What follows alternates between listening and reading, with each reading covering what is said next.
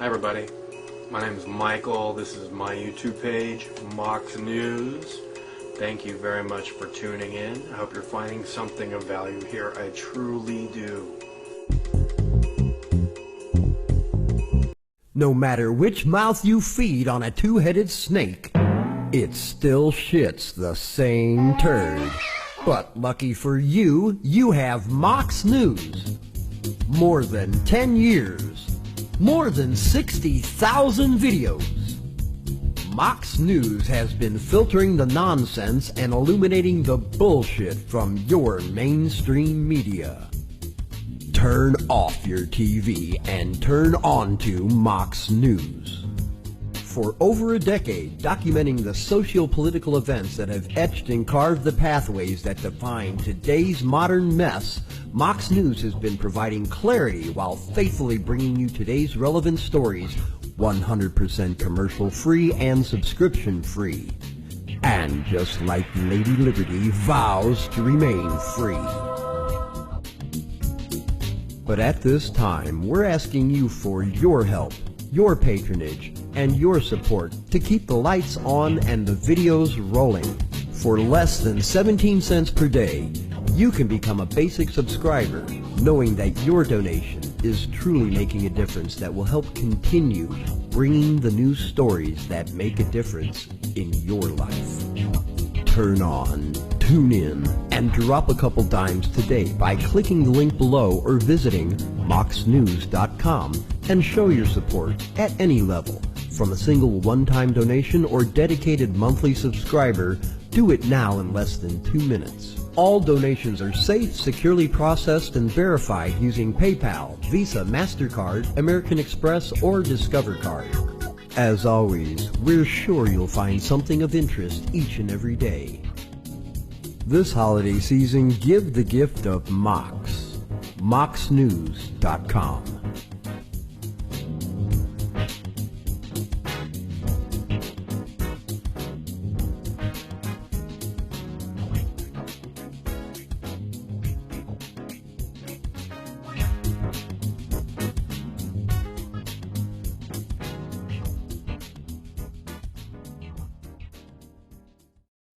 No matter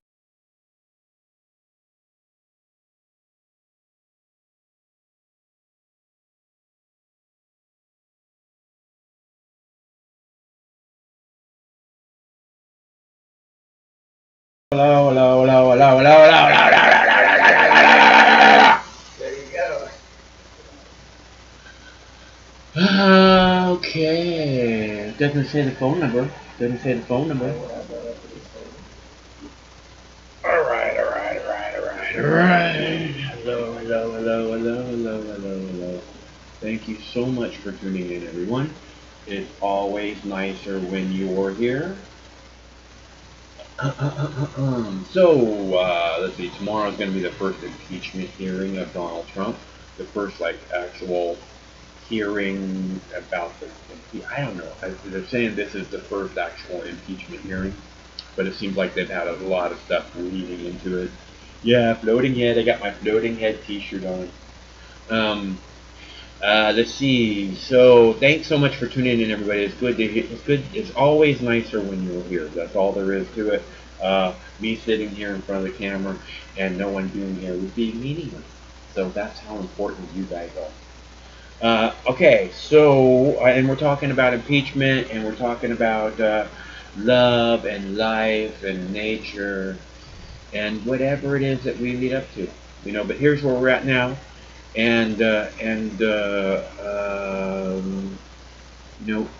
I worked all night last night, so it's like the first time in 22 years or whatever that I actually worked for money.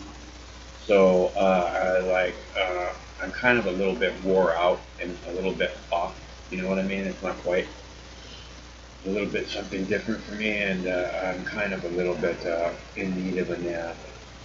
So, but I want to touch base with you guys. I told you I'd be here. It's not Tegrity, is it? It's not Tegrity. It's not Tegrity night, is it? Wilco. Not Tegrity. Oh, you need Tegrity. Oh, I have a lovely Bubble hash joint. I have a bubble hash joint. Let's see what it looks like. Okay, so these things are a little bit tricky, right? You want to take it, and there's like these little bumps. There's these little bumps. I don't think you can see them. But there's these little bumps on here, and you want to find the bumps with your fingers, and you want to push where the little bumps are, and then it pops open. See that? Okay. So, oh, and here's a lovely bubble hash joint. Okay, this is a half-gram joint of bubble hash from the lovely people at Seattle Bubble Works. And the reason that I'm making sure that you know is Seattle Bubble Works is because I actually like this weed. Usually don't buy weed, but these guys were nice enough to say, hey, why don't you try this out? You like it. And I do. I like it a lot. So if you're looking for something a little bit different, you know, if you haven't tried an infused joint, you know, we had the other night, we had a, what did we have the other night? The other night we had a Goldfinger joint from the House of Caviar. See, I usually don't smoke joints because all the green matter, I don't like to smoke all the extra green matter. And we'll get to that in a future show. But, so I don't smoke a lot of joints. But these guys, you know, I was like, oh, you guys, I want to share your stuff with the world. And they're like, all right, here's some stuff. So, and I really like this stuff. And that's the reason that I'm pointing it out to you, which brand it is, what it is that I'm smoking. This is the Kenny Jones Bubble Hash Joint Seattle Bubble Works.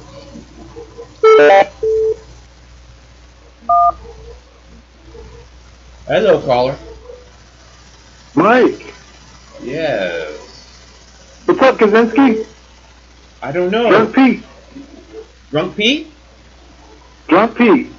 Hey, man, it's good to hear from you. How's it going, Pete? What's up, floating head? I love the floating head. I just see a head and hands. Hey, did you watch my butter video, Pete? I did. I thought I saw you comment in there. Yeah. I did, and I will never be able to achieve that scale of manufacture. Well, like but, I said, I will certainly attempt a smaller scale version. Yeah, like I said, sure. You can scale it down easily. So, and I was quite blown away by the scale. To be honest with you. I don't want to have. You're making some fucking potent shit, and you forgot, Mike, to tell me that you had water. I did. Which actually is interesting because the water actually is more dense than the butter, the water will sink to the bottom, as you said, and the butter will come to the top, and that's probably going to help, you know, blend the THC in with the butter as it cooks and shit. So that's actually an interesting little tip. And the water evaporates, so that's actually a really fucking good idea. Yeah, it's how I always make butter, exactly like that. The idea of making butter without water to me is like, what? No. I never even fucking thought of using water, but that's how you can probably really, really concentrate it, you know? Because if you don't have enough butter to, you know, submerge all the fucking weed, you know, you're not really going to get good, you know, extraction. Yeah. But it turned out good. The brownies turned out good, and I'm very happy with it. I'm sure they did, dude. Yeah. They were like fucking dark-ass green. Holy shit. That looked like some good butter. So what's going on with you, Pete? Should Donald Trump be impeached by the Congress, you think? Well, I don't think he's done anything all that much more worse than any other president has done, really. I mean, he's extremely inappropriate, and he says very brash and stupid things, but I don't really... But it doesn't seem like he started any unconstitutional wars or anything like that. Yeah, I mean, nothing like that has ever happened before in this country. Well, so, you know... I mean, you're going to confuse people, Pete. We're not trying to confuse people. I honestly don't know, Mike. I mean, I really don't think he's as bad as everyone thinks he is, honestly. I don't think he's any worse than fucking Obama or anyone before him. You know, I really don't. the deal with me with Trump is I can't stand him, but I can't stand who he was before he was president. After he's become president, I think he's a much more decent human being than he ever was before he was president, and that makes it so I kind of wish like I could like him, but I just hate him so much from who he No, was he's before. completely unlikable. Yeah, I mean, he behaves like a fucking idiot. You need to behave, if you're the president, you need to behave like the fucking president. And not tweeting fucking stupid shit like some Yeah. drunk freshman college student. Yeah, and he doesn't even drink. What the hell, man?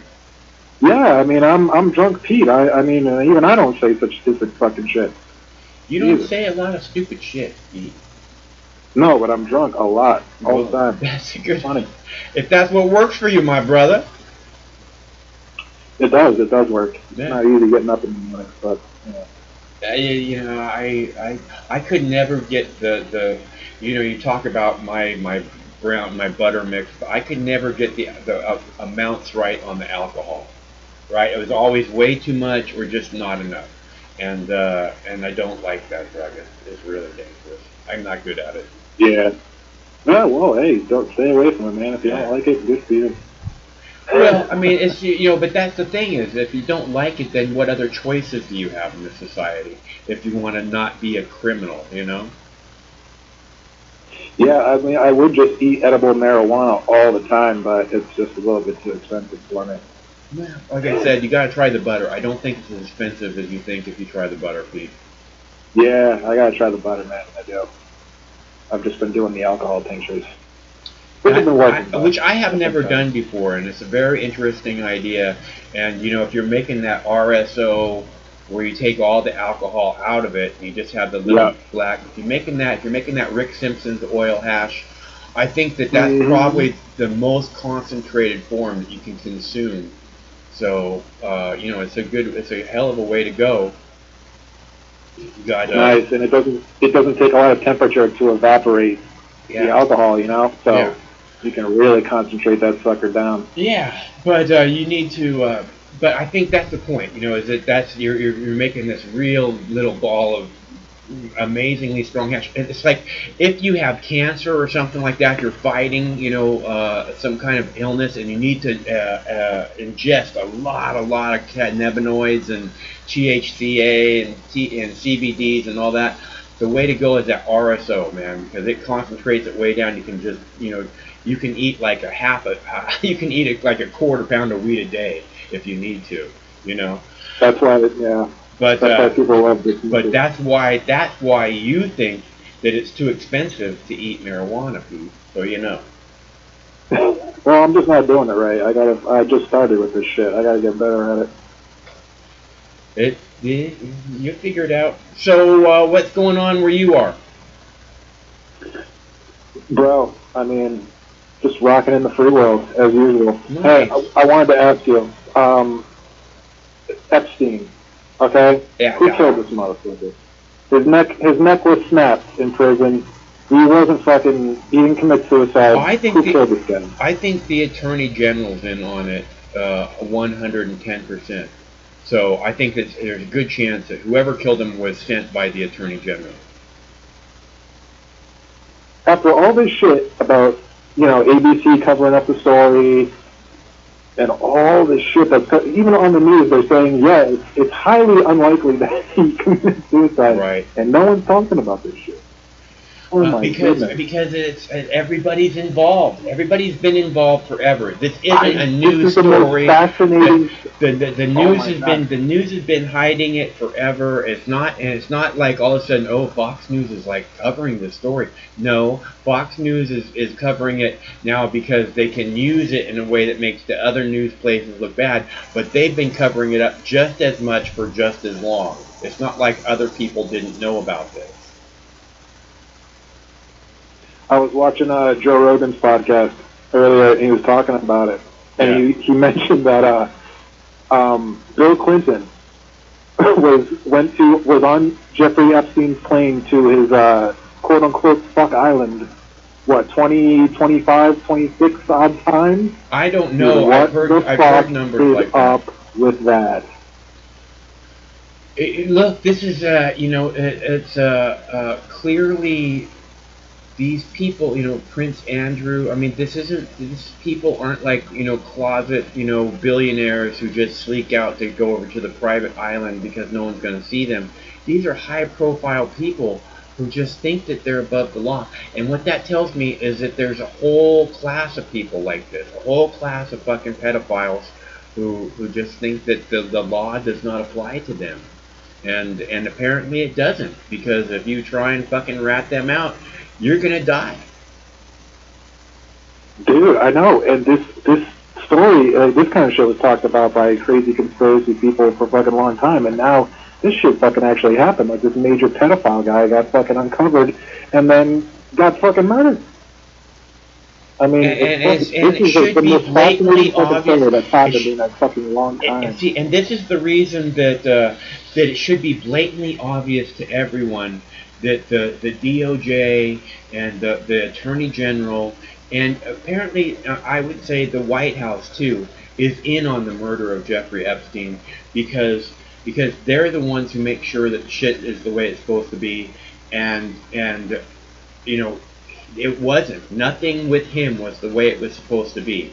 He had no business having a cellmate. He had no business being somewhere where there wasn't cameras on him every single second. They say, oh, those cameras were broken the night that he died. Well, then why is he in a cell where the cameras are broken and he's on TV? Yeah, what the fuck is that? Yeah, it's a lie. And it's not just that those cameras in his cell were broken, because in that place where he was at, there are cameras that cover every single inch of that area where he was at. So if anybody came or gone, everyone would know, and none of the cameras, bullshit, fuck you these people, and you don't just waltz into this place and kill somebody, I mean, you have to have, so it's all clearly an inside job to start with. And that means that the DOJ, without the DOJ making a huge fucking stink about it, like, no, this has to be in front of the news, until we figure out what happened here, then it's just all a fucking lie.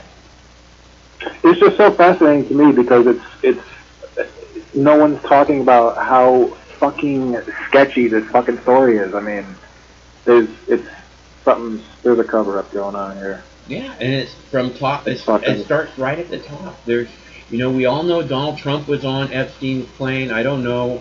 It's like you say, how many times did Clinton go? I don't know. I don't know what these people did. I know that they hung out and partied a lot. I know that they all knew that Epstein was a fucking pedophile, or that he liked young women. I mean, I don't want to label him whatever.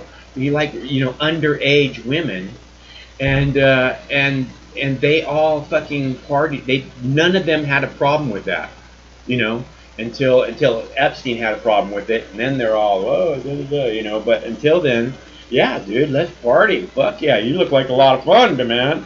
I mean, it's the rules don't apply to the elite, clearly. Yep, case in point by this fucking story, man. Holy shit. Yeah, not only can they get away with raping underage girls, they can also get away with murdering anyone they want on the planet in one of the most secure buildings on the face of the planet. Yeah, and brazenly, and all over the media. And, right, and in front of the whole. No one did make a big deal out of it, too. And in front of the whole fucking world, and the media just walks away from the story like it's nothing. Yeah, it's. All this shit's come out about, his neck was snapped, the likeliness of suicide is low, and, there's lots of, peculiar shit going on here, and no one cares. No, let's move on. Fucking talk about Trump's impeachment or whatever the fuck it is, and then, this shit is really fascinating to me. I don't know. I can't even get over this fucking story. I can't believe no one's talking more about it. It's anyway. It's very difficult to talk about. It's like all speculation, except for the stuff that we already know, where these guys, all these rich and powerful people, associated themselves with him to the point of going to private islands, and William Barr's the Attorney General's father gave him a job at a private school, an elite private school, prep school in New York State, to be a math teacher with no high school, a prep school, with no college degree, an elite prep school, no college degree, math teacher, high school, little girls everywhere, you know. It's and that's what the Attorney General's father did. Why would anyone like that do something like that? Unless you're in on some fucking game that's being played. And that's what I'm saying, is that the elites, the rules don't apply, and that's what's really fucked up about the world, is that they can get away with anything, including murder, high profile murder, and it's no big deal.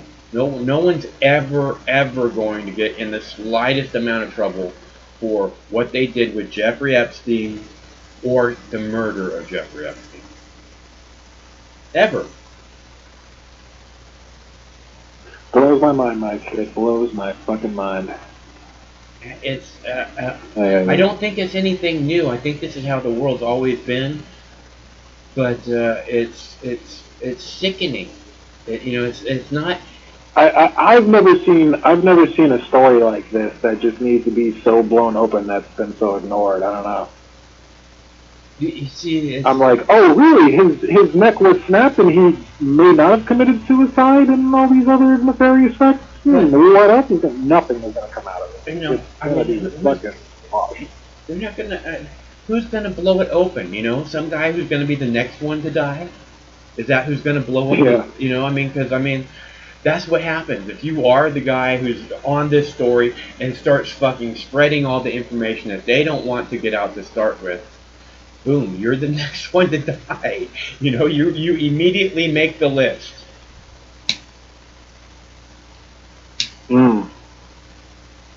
Mike, I got like a fucking $250 of Kentucky bourbon whiskey.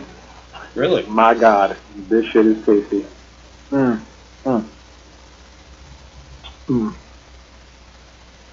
Well, that sounds, lucky for you. My buddy actually, my buddy gave it to me as a gift. I guess he knows someone that works at the factory. They make it at 54% alcohol. This shit tastes like candy. It's good to have friends. Mike, I got this strain, right? Yeah? This shit's called Lavender Jones. Huh, I'm smoking Kemi Jones right now. It tastes, dude, this shit is like 27% total active cannabinoids. I don't think I've ever smoked anything that high. What's the highest total active cannabinoid content that you've smoked from some of this crazy dispensary weed? Some of the shit's like almost 30%. I don't know. I've seen some moon rocks that they claim to be like 80%, but I haven't smoked them. They're expensive. And I've seen like the shatter and all that shit. No, not talking about a bud. I'm talking about a flower that they're claiming is 80%. A flower? Oh shit. Yeah. And I've seen. What is it? Just fucking THCA crystals? It's just sparkly. And I've seen. It would have to be. I have seen hashes that were 99%. There's a couple of them out now, but I don't know. I think the stuff that I usually smoke, which is the flower rosin, is somewhere between 50 and 60%. I've never done the rosin. It's the best tasting, cleanest puff you're ever gonna have, dude. I will show you how to make some this next week. Within the next week, I will show you all how to make flower rosin, and all you have to do is give it a try, and you'll be like, I love this stuff. And you know what else? Okay, so right, I take a gram of weed, right? I take a gram of weed, and I press it into like a 7,000 pound press, right? It's been heated up to about 200 degrees, right? A gram of weed, and it comes out looking like this, right? You see this?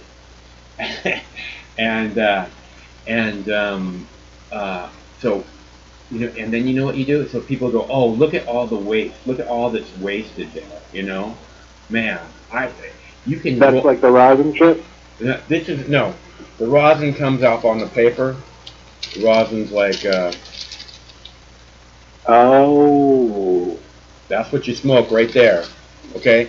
And then... I'm on a little bit of a delay, so Yeah. I'm watching you, but okay, I see. Yeah, that's what you smoke. Oh, all right. I remember you told me about this Yeah, before. and Yeah, then- I'm remembering. And then you take this, which is what's left over of the flour, and you can still smoke it. I've rolled joints of this and stuff. I like to roll joints of it. You can make edibles and shit with that. Right. You take this and you throw it in the crock pot, right? Yeah. And then and then there's no waste. Okay, I'm getting a fucking 60-70% hash hit, and I'm getting edibles for days, man. So don't tell me how I'm wasting my weed. I think it's probably the best. So what exactly is squeezing out of the? So is that just like, I don't know, what is that? It's golden ooze. It's Is it like fucking cannabis oil? it's hash, yeah. It's THC. It's all the crystals basically. The crystals come off the plant, and you get that. And then you scrape that off the paper, and you get a big fat dab, and you put it in your dab rig, and you know, and it's not actually smoking. See, the thing about smoking the hash joint and everything, I don't usually smoke joints. I don't smoke bong hits. I smoke these dabs because these dabs. What was happening was I was smoking bong hits, and after about the fifth one of the day, I wouldn't be able to smoke. I would begin to have trouble breathing. Okay, and I was like, oh fuck, you know. And then all, concentrates started to become a big thing, and I started having a puff of concentrate here and there, and it's like, whoa, you know. And it's, you only have, number one, you only have to have one puff, and then you're good for like an hour or four, and and it doesn't hit your lungs in the same way. It's like so clean and smooth. Like just from these couple puffs off this joint now, I can feel it. I can feel it in my lungs. I never feel it in my lungs when I'm smoking this flower. Yeah. So you got rosin in a dab rig, right? Yeah. Okay. And that's working for you? It doesn't hurt your lungs at all? Not at all, dude. I mean, it's just like really. I gotta fucking. God damn it, Mike! I gotta try this now. Yeah, no. Like I was, I'm gonna show you guys how to make it next week. But like I was saying, or in the next 7 days. But like I was saying, I would take my dispensary sells rosin. Yeah. Now. Oh yeah. Give it a try. Give it a try. But yeah, because I don't have any flowers, so I couldn't even make it. Yeah. So no. Well, I don't have no bud either. Well, you can see. Here's the deal. Okay, when I started buying concentrates, right, when it first started becoming a big thing, I started trying them out, and I was like, and I was having trouble. I'd say like I take 4 or 5 puffs, and I have trouble breathing. I can take 20 puffs of this stuff and not have the slightest issue with breathing. Okay. So, but when I first started smoking, flower rosin wasn't wrong. It was around. It was all BHO, and I started smoking it. And I was like, and every time I would go to the store and buy it, I kept thinking, man, I wish I could make this at home, because I really wish I knew what they were making this out of. You know, I was buying it from good people who were like winning awards all over the place. But I was like, I wish I knew what it was made out of. You know, I really wish I was doing this myself. And then I saw this flower rosin, and anybody can make this, and it's not in the slightest bit dangerous, and it tastes so much better than any other thing you've ever smoked. I'm telling you, it's the way to go. I care more about, you know, I don't get like shortness of breath, but I do get like kind of chest pains, because not pains, but you know, my lungs are all fucking gunked up with tar from fucking years of smoking and shit. So I don't get pain, but I feel like my lungs congested and shit, and I feel like pressure. So yeah. No, I'm telling you, a few puffs of this stuff, of the flower rosin, and it'll probably make your lungs feel better than, you know, if you weren't smoking anything. I'm smoking a bubble hash joint tonight, but that's just because someone gave it to me, and I was like, oh yeah, I'll share that with the people, because a lot of people don't get to see that kind of stuff, and you know, and I actually do like their product. The Seattle Bubble Works makes a good product, and it's not expensive. So You know, and a lot and nobody else, and a lot of people aren't going to make their own concentrates, and they don't want to roll their own joints, and you know they don't want to grow their own weed and all this stuff, you know. So that's fine. Here's concentrate. Here's a bubble hash joint. Smoke a bubble hash joint then. But like you said, your dispensary or your rec store has flower rosin, so definitely give it a try. But pick yourself out a good dab rig first. If you want help with that, give me an email and I'll send you a link to a page that's fucking cheap, nice glass from China. I got shout out to fucking Any Alternatives, Fall River, Massachusetts. Yeah, that's my dispensary. They got fucking everything. I'm sure I can find a dab rig there, or someone can fucking point me in the right direction. Yeah, cool. I'm trying to look up fucking you want to have a bowl that looks like this. You see that? It's called a bucket. That's the kind of bowl you want right there. Okay? Don't let them try and sell you any other bowl. You want one like that.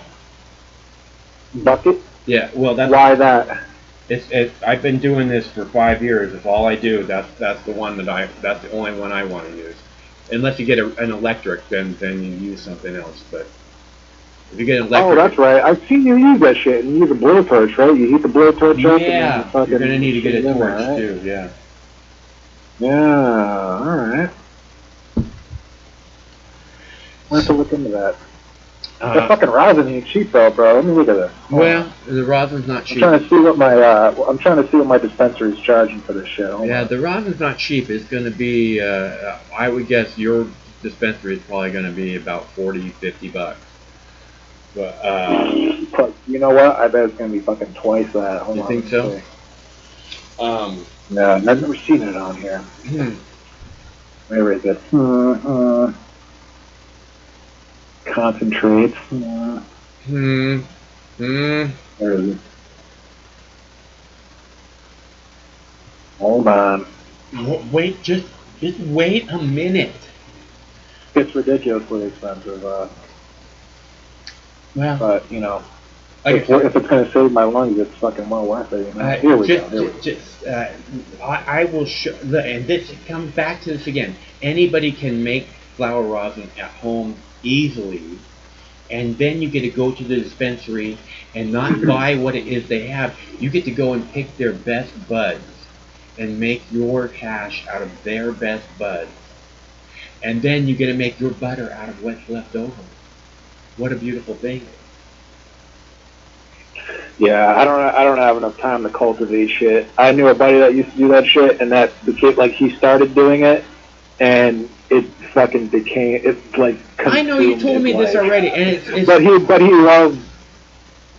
I don't want to kid anybody that it's easy to grow weed. I'm not saying grow weed. I'm saying you can go there and you can pick out the best flowers they have at the dispensary and make your hash out of that. It's crazy. Yeah. I pay like $150 or $200 an ounce for my fucking mom from this guy. She knows a guy that fucking grows his own shit. Buying shit from the dispensary is crazy. It's like fucking $80 for a gram. Yeah, no, that's the way to go. I mean, it doesn't make any sense to buy a fucking gram of stuff. So you get about a 20% return in hash from however much weed you use. So if you use a half ounce, and you're gonna get like six. You're gonna get let's see, 20%. You're gonna get like 7 grams, right? Is that right? No, that's 50%. Wait, hold on. What's a 20% return? Okay, so if you use 5 grams, then you're gonna get a gram of hash. That's what I'm saying, right? Yeah. So, but then you have the stuff left over to make butter. So it's a good way to go. You got to give it a try, and then you got to use all of it, like how the Indians used to hunt the buffalo. Exactly. They used to use everything. Exactly. They ate the meat. They made tools with the bones and shit. Right. That's what you got to do with the plant. Yeah. You utilize every aspect. Fucking A. Make fucking paper with the stems, whatever. Make some ink. I actually used to collect the stems, and I mean it was always good flowers, right? And I get a big pile of stems, and then I throw that in the crock pot and make butter out of that. Nice, yeah. That's easy on it. All right, Pete. Bro, it's really good. $80. Look at this before I go. Yeah. A gram of like shatter that's like fucking 80% THC is like $80 in my dispensary. Well, Plus 20% tax in Massachusetts. well, that's what I'm saying about the thing where you can buy the flowers from your neighbor or your mom or whatever, and then you know, so you do 5 grams, you get a gram, which means there's 28 grams in an ounce, which means you get you get 7 grams, 7 grams from an ounce plus your butter, so. That's at 7 grams. Well, dude, I 7 grams like the idea. At $80 a gram is what $500. So you get it for 200. That's all I'm saying. Yeah, it's costs half as much. But dude, I forgot what I was gonna say. You like my idea? You said you like my idea. You said I like your idea. You said, the butter, using water with the fucking butter, that's a great fucking idea. To concentrate the butter. It helps. That's a great idea. You Yeah, gotta try that. Because that way you can use not a lot of butter and a lot of pot. I never fucking thought of that. That's a very good idea. I gotta try that shit. Yeah, definitely. You gotta cook some butter, Pete, for sure. Something tells me you'll be very happy with that results of that. I'm gonna try that, and you know what, Mike? I might even try a fucking dab rig. Why not? Yeah. I'm an engineer for a living. I make good money, so fuck it. I'll buy a dab rig and some fucking rosin. I don't give a fuck. I'll pay $80 for a fucking gram. And you know what? I can't because my fucking dispensary's sold out right now because everyone's fucking buying that shit, apparently. They used to they had like plenty of it last week, and now it's all sold out. But you get. I'm I'll tell you what. and I'm gonna make some motherfucking butter. You try it, and what you'll find out is that's what you want to smoke from now on. I bet. All right, man. I trust you with that beard. All right. You know you're talking to. All right, Pete. Good to hear from you, bro. You as well, bro. Take care. Okay. Yeah. We haven't heard from Pete for a couple days. Nice to hear from him. He said he liked the butter video. That's awesome. I like hearing feedback. Wilco said he liked the butter video. Yeah, you can use a hair straightener. That's true. That's how I did it the first time. I saw people on the YouTube making the flower rosin with the hair straightener. I have one in the other room still. And they like press it. I was like, oh. So I tried that. I got a hair straightener from the Goodwill, and I tried it, and it worked, and I loved what I got. I was like, oh my god, this is so tasty. And then I was like, I gotta get. But I was like, I had 10 giant plants out in the backyard, and I'm like, I am never going to be able to press it all with a hair straightener. So I had to go and pick something out, and I got this cheap Chinese, like it's called a clamshell flower press, and it worked. It worked for a year, and then I found another guy who wanted me to do a review of one, and I got another one I want me to do a review of. So we're gonna do. We're going to do a review of the flower press that I have sitting right here on the couch, on the green room couch. Oh, by the way, we have a green room couch, so if anybody wants to come and be a guest at one of the Mox News shows. Okay. Hello, caller. Hi, Mox. How are you doing tonight? I am doing good, Chris. How are you? Doing well. Very well. I was listening to your program, and I did see your video about making butter. And it was good. I have about 8 or 9 ounces of shake from a year ago that's been preserved, and I needed to make some oil. I think I'm going to use coconut oil. Yeah. And I can do that in a stainless steel pot, right? I don't have to use a ceramic pot. You can. You don't have to use a ceramic pot. Are you asking, you like a crock pot or like a regular pot you put on the stove? Yeah, can I put it on the stove at like warm temperature, right? At fairly even warm temperature, low yeah, temperature. if you're gonna for a long period of time. You can. I've done that before. You have to put. You have to make sure you get water in it. You don't want the water to leave the pot until after until after you're done cooling and everything. You want to make sure you keep plenty of water in it, and that'll help to keep the butter from burning. if you're going to do it on the stove. Or you can do like add more water and monitor it. Yeah, or you can do like a double pot kind of thing where you you put one pot inside the other. But if you're not going to do the double pot, definitely do water. Strain out all the green matter, and then let it cool completely, and the butter will separate, and you'll be very happy with it. But at the same time, I don't know if the coconut oil will separate from the water, although I think it would. It seems pretty thick to me. Yeah, it's kind of gel-like. Yeah. There were a couple of things I wanted to talk about the herb, and like I often refer to that website, stopthedrugwar.com, and every week they post 5 or 6 stories. One of them was about medical marijuana, and a big shout out potentially to the people in Alabama. And Alabama will see a medical marijuana bill this year. The state's medical marijuana commission charged with developing medical marijuana legislation says we'll be ready to introduce the bill in the next legislative session, which is next spring. And after I read that, I was like, wow, well, I wonder how bad it is, right, in Alabama. And the Southern Poverty Law Center is a group of lawyers that they monitor civil rights abuses, but they also monitor like jails and prisons and people who are incarcerated. And there was this little blip from an article called Alabama's War on Marijuana, and I thought it related to the video. It says that Alabama's laws are not only overly harsh, they also place enormous discretion in the hands of law enforcement, creating an uneven system of justice and leaving plenty of room for abuse. This year, in Etowah County, for example, law enforcement officials charged a man with drug trafficking after adding the total weight of marijuana-infused butter to the few grams of marijuana he possessed, so they could reach the 2.2-pound threshold for a trafficking charge. That's in Alabama.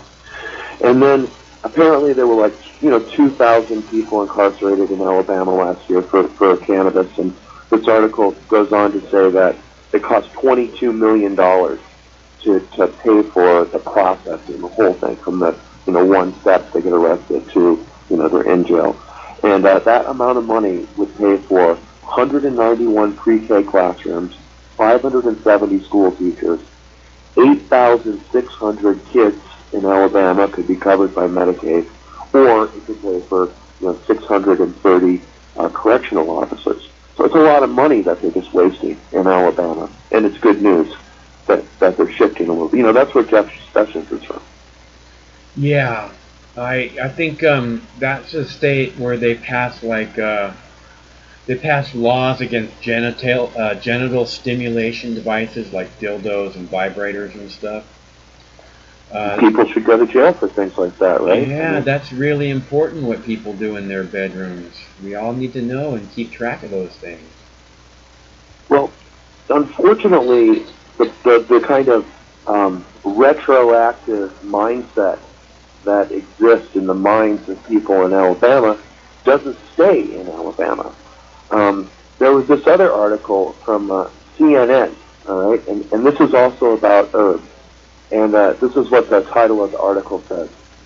And I didn't see this on a television news clip. It says, Neil Young says that his American citizenship application, and he is applying for U.S. citizenship so that he can vote in the 2020 election against Trump, right? Total, PR kind of ploy. But nevertheless, his citizenship application is being held up because he uses marijuana, right? In the news. And quote, it says, when I recently applied for American citizenship, this is Neil Young, I passed the test. It was a conversation where I was asked many questions. I answered them truthfully and passed. Recently, however, I've been told that I must do another test due to my marijuana use and how some people who smoke it have exhibited a problem, he says.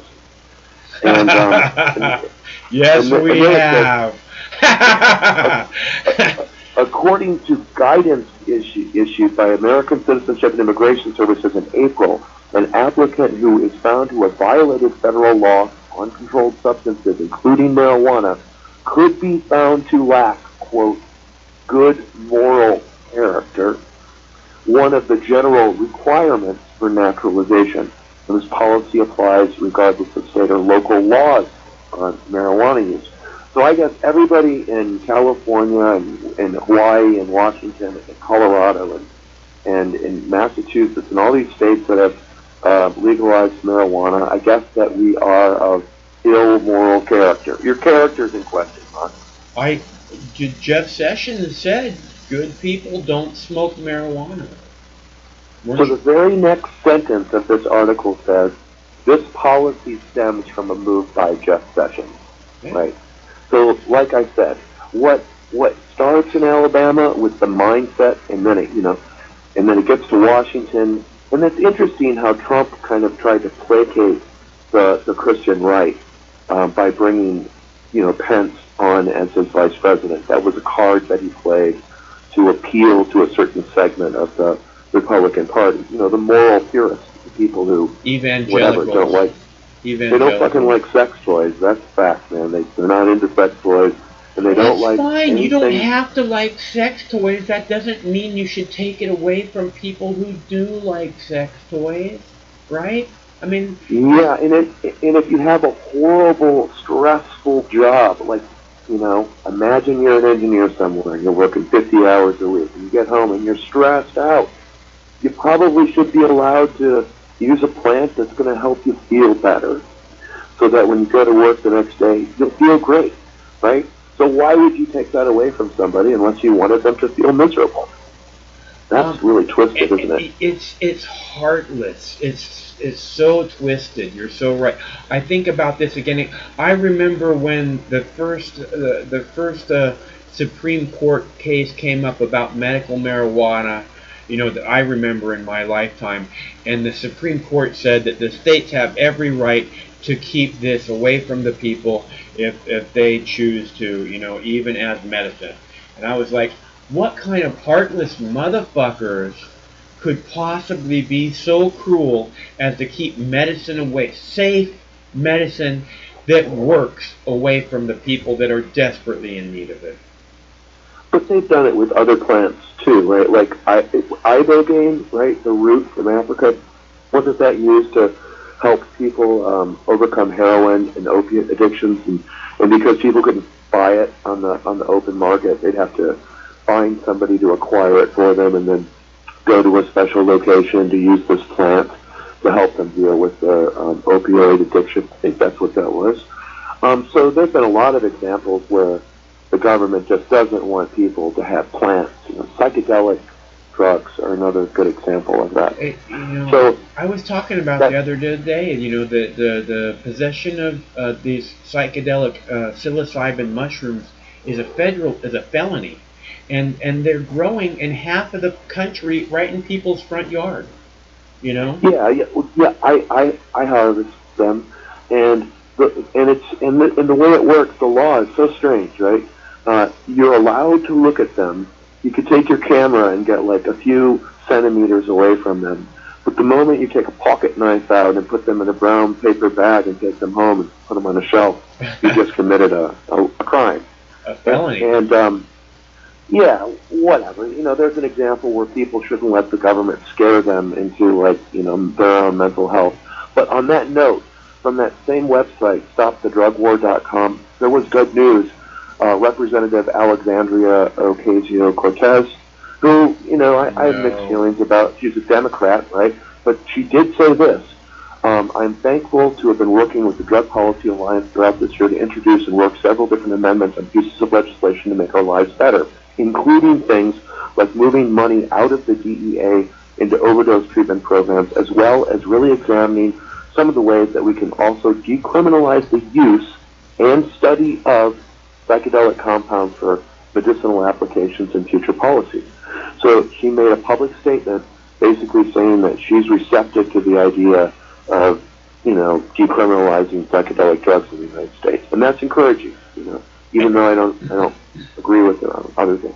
Anybody, look, anybody who thinks that continuing the drug war for another generation is a good idea is a horrible human being and needs to fucking get the fuck off of this planet. Because we've had enough of this bullshit police state. That we don't need the government telling us what we can and cannot put into our own bodies. We know what is safe to put into our own bodies. And everything gets so twisted when they do that. Humans hate being told what to do. You say, oh, you can't smoke marijuana. Really? I can't? What about now? Can I smoke it now? Well, you can smoke it whenever you want to, as long as you're not being watched by somebody else.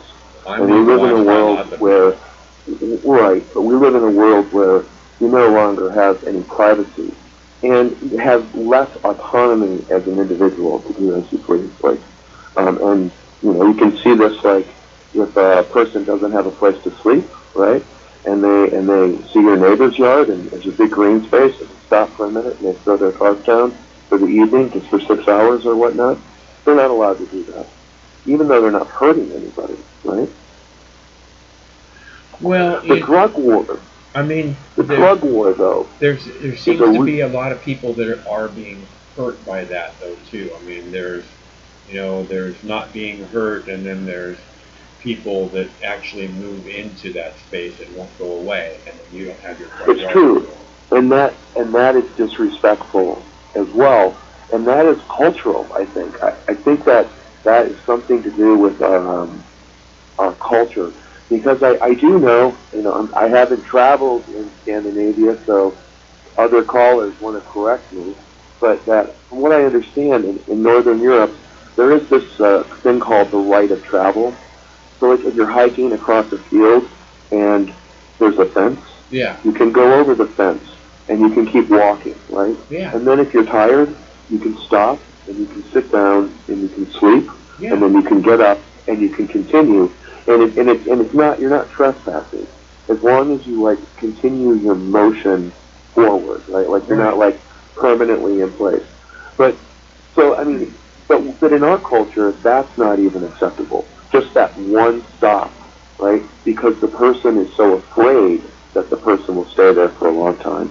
And because at the end of the day, they value their property rights more than they value the welfare of the person who's sleeping on the lawn. Or their, and that's, yeah, well, I mean, their property values. Like so, I mean, they're, because I mean, it's not just even sleeping on the lawn, Chris. You know this. There's places you can't even just sit down, and people will come and rush you away. Just go. You're not allowed to go. Right. I mean, just sitting down to have Portland, where they put boulders up like on thoroughways where people could just sit down out of the sun with rocks along the side of the road. Yeah. Yeah, that's our culture. Don't even fucking sit down for 5 minutes. That's our culture. You got to keep moving until you're exhausted, and then when you drop down on the street in front of some little bodega, well, that's when the police can take you to jail, and then the state can start profiting off of you. Legit, we can start making some money off of you once we get you in county. It's that's America. Yeah, no, but it's really hard to make money off of homeless people. But I mean, you're talking about slave labor and stuff, right? Eventually, it becomes slave labor, right? Yeah. Because you're only allowed to make a few of those mistakes, you know, and it's up to the discretion of whoever's judging you.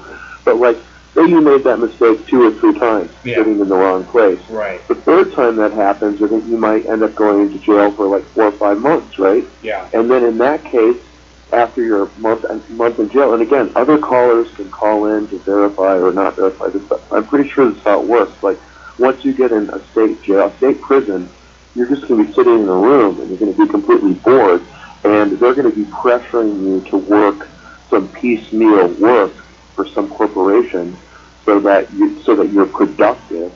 But so they have a captive labor pool in prison. I hear you. I see it happening. I mean, this for-profit prison stuff is just not gonna. It's horrible, and I don't know whoever thought it was going to be a good idea.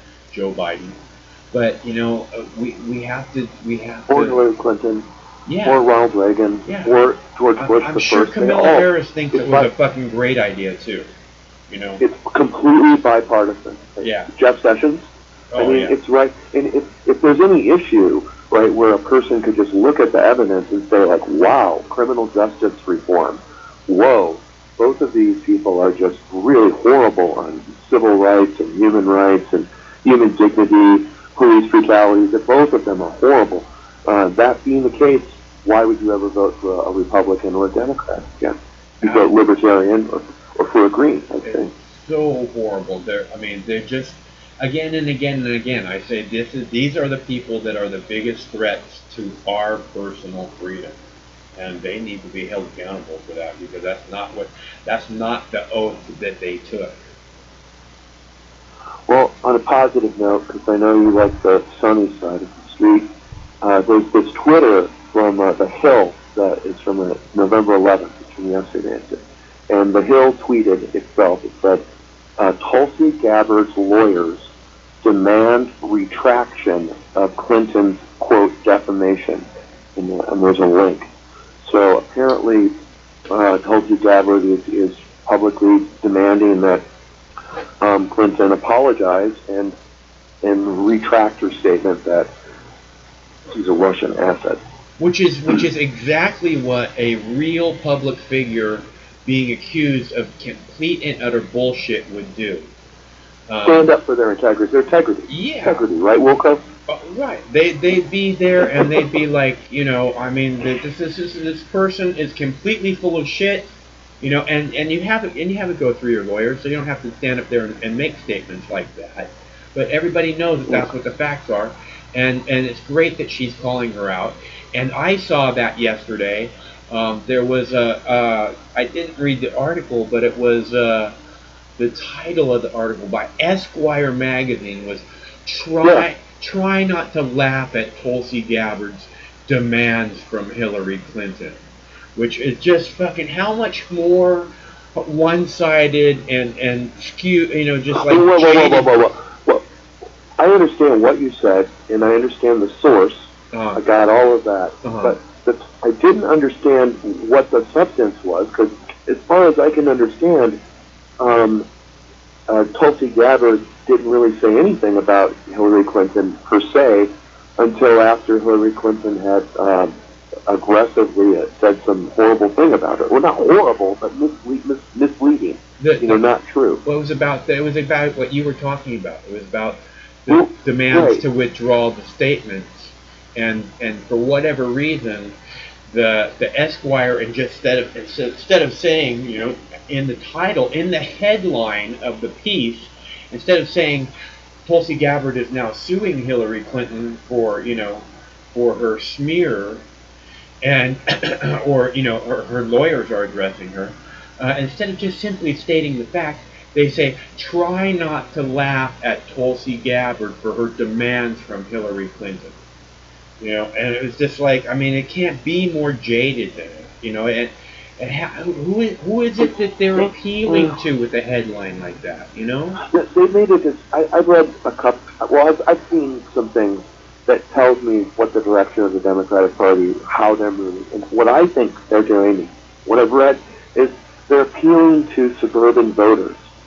And so they're appealing to the managerial class, the people who run things, but they're kind of in the upper middle class, the middle class, but they're moving up, right? And they feel confident about this economy. And they're really focused on, the Democratic Party is focused on trying to capture those votes. And as a consequence of that, the pro-worker kind of positions of Bernie Sanders and, God forbid, whatever, Elizabeth Warren, those two on the left, are going to be completely just watered down and watered down and watered down. But isn't that like a shrinking group of people that they're concentrating on? Why would they concentrate on a shrinking group of people? They're so good because they are power-hungry people who are not thinking about the welfare of everyone. There's another article the that power is in the masses, though, right? That's what the thing is that If what they need is the numbers, and the groups that they're pandering to are shrinking, then they're goners, right? How is that a good strategy? And I guess at the end of the day, as far as their backers are concerned, it's irrelevant. Oh, because they're after the money. They're after the people who have the money. The masses don't have the money, and they see the politicos, the talking heads, the people who run for positions in Congress and stuff like that as anything but representative of them. The people see it that way. Yeah, so they can't get the common man, so they can't get money out of those people, so they don't pander to them because there's no money in it, and all they really care about is money. Is that right? So that is right. Okay. There's an excellent book by a guy called Sheldon Woolen. It's called Democracy Incorporated, The Specter of Inverted Totalitarianism. And he was a really smart man. He's a political theorist. And he basically says that the elites have run our government for, probably since they started to get their power after World War II in the 1950s, but they built up their power, and then they kind of reasserted themselves in the mid-70s, and it's just been going forward with neoliberalism. But he talks about the way it's set up is that they use the iconography of America. By that, I mean like freedom of speech, elections, the sense of participation. They use these very things that are part of our structure of government against us, right? So we can't even use the ideas that we've been given, like words like democracy and freedom are pretty much irrelevant in a world that's just determined by the money, the marketplace. So they have to use the imagery to keep us brainwashed, and that's what these elections are. And the thing from CNN, it says, Rahm Emanuel has a 2020 warning for Democrats. This is a CNN article. First of all, who the fuck cares what Rahm Emanuel thinks? Fuck Rahm Emanuel. Because he lost. Number one, fuck Rahm Emanuel. Yeah, so we got CNN, right, taking Obama's chief of staff and the former mayor of a big city. They're taking him and using him as like his voice is authoritative, right, when they start the article. Rahm Emanuel has a 2020 warning for Democrats. Right. In big print, right? Right. And then when you drop down, it says like this, quote, Rahm Emanuel, that motherfucker, he says, the Democratic candidates who have prevailed in battleground contests since 2016 did not embrace pie in the sky policy ideas or propose a smorgasbord of new entitlements. They didn't talk constantly about providing guaranteed basic income or promising to make college free or eliminating private insurance and replacing it with government-run health care or giving $250 more each month in Social Security benefits to people, like that would be horrible, or passing the Green New Deal, or calling for the immediate and abrupt end of fossil fuels, or vowing, he talks about guns, and whatever, you don't like that, he says, or vowing to keep guns. And then he says, inexplicably, the men and women who want to be our party's standard bearer seem to be ignoring the unambiguous message voters are sending, and that should concern anyone who wants to defeat Trump in 2020. So he goes on, but what he basically says is you got to just abandon Sanders right now. Forget about that stuff, because we got to win. And then there's some numbers at the bottom, and they basically what does he want, Joe Biden? Or, what the fuck is he talking about? And then again, it's all framed by CNN, so whatever CNN presents as real, and it's also true with Fox News, and this is the problem with these corporate news sources, it's what they present as factually real as they present to their readers is already skewed, but yeah, so he goes on, he says there's plenty of polling, and real-world results that suggest Emanuel is not wrong about the basic makeup of party regulars. Candidates in Virginia state legislative races earlier this month talked very little about proposals like Medicare for All and Green New Deal in Virginia, instead focusing on more local issues. Right. So Okay, I don't even see how that's relevant to me because Virginia is You're much not, more you're not a conservative. party regular. You have to qualify it. That's how he qualified. According to party regulars, that means people who voted for Hillary Clinton. You have to be completely fucking brainwashed and whatever to vote for Hillary Clinton. So it's from the New York Times, and it says polling in 6 swing states done by the Times said 62% of Democrats in these states said they would prefer a candidate who, quote, promises to find common ground with the Republicans, while only 1 in 3 would rather a candidate promise to fight for bold and progressive agendas. A majority, 55%, want their presidential nominees to be more moderate than those Democrats, while 39% want their nominee to be more liberal than the party. So it is just confusing people, and you are absolutely right. A lot of very good people who had good intentions were already kicked out of the Democratic Party, and they're not even in these members anymore. They've long left the party. yeah, well, it's not even that they want to leave the party or that they have left the party. It's that what they mean by party regulars is Hillary Clinton voters. Every time you see a poll, and it's, a Democratic poll, just figure the only people allowed to vote in that poll were Hillary Clinton voters, and then the poll results make sense. Okay? Which is not a big percentage of fucking the country. Right, but it also, just so that I'm clear, and I think I understood what you said, but like, that doesn't inherently mean or automatically mean that the Republican Party is providing any kind of alternative for you either, right? And I think it's important to make that caveat because sometimes people just assume that means that is true, and that is not true. There's only one Republican candidate. That's it. There isn't an alternative for the Republican candidate. There's only one. So this is why the Democrats have to decide if they want to actually win or they want Donald Trump to have another 4 years. Because all these people that they have in the front are never going to beat Donald Trump. Okay? You have to put something completely new, completely out of the box, something Donald Trump, just not this career politician who Donald Trump can study the last 40 years of their work and go, okay, got this person figured out, And it'll be easy. Yeah. So, but you put somebody different in there, and he's going to have such a hard time belittling Tulsi Gabbard. The first thing he's going to do is belittle every other candidate. He's talked up about Tulsi Gabbard again and again.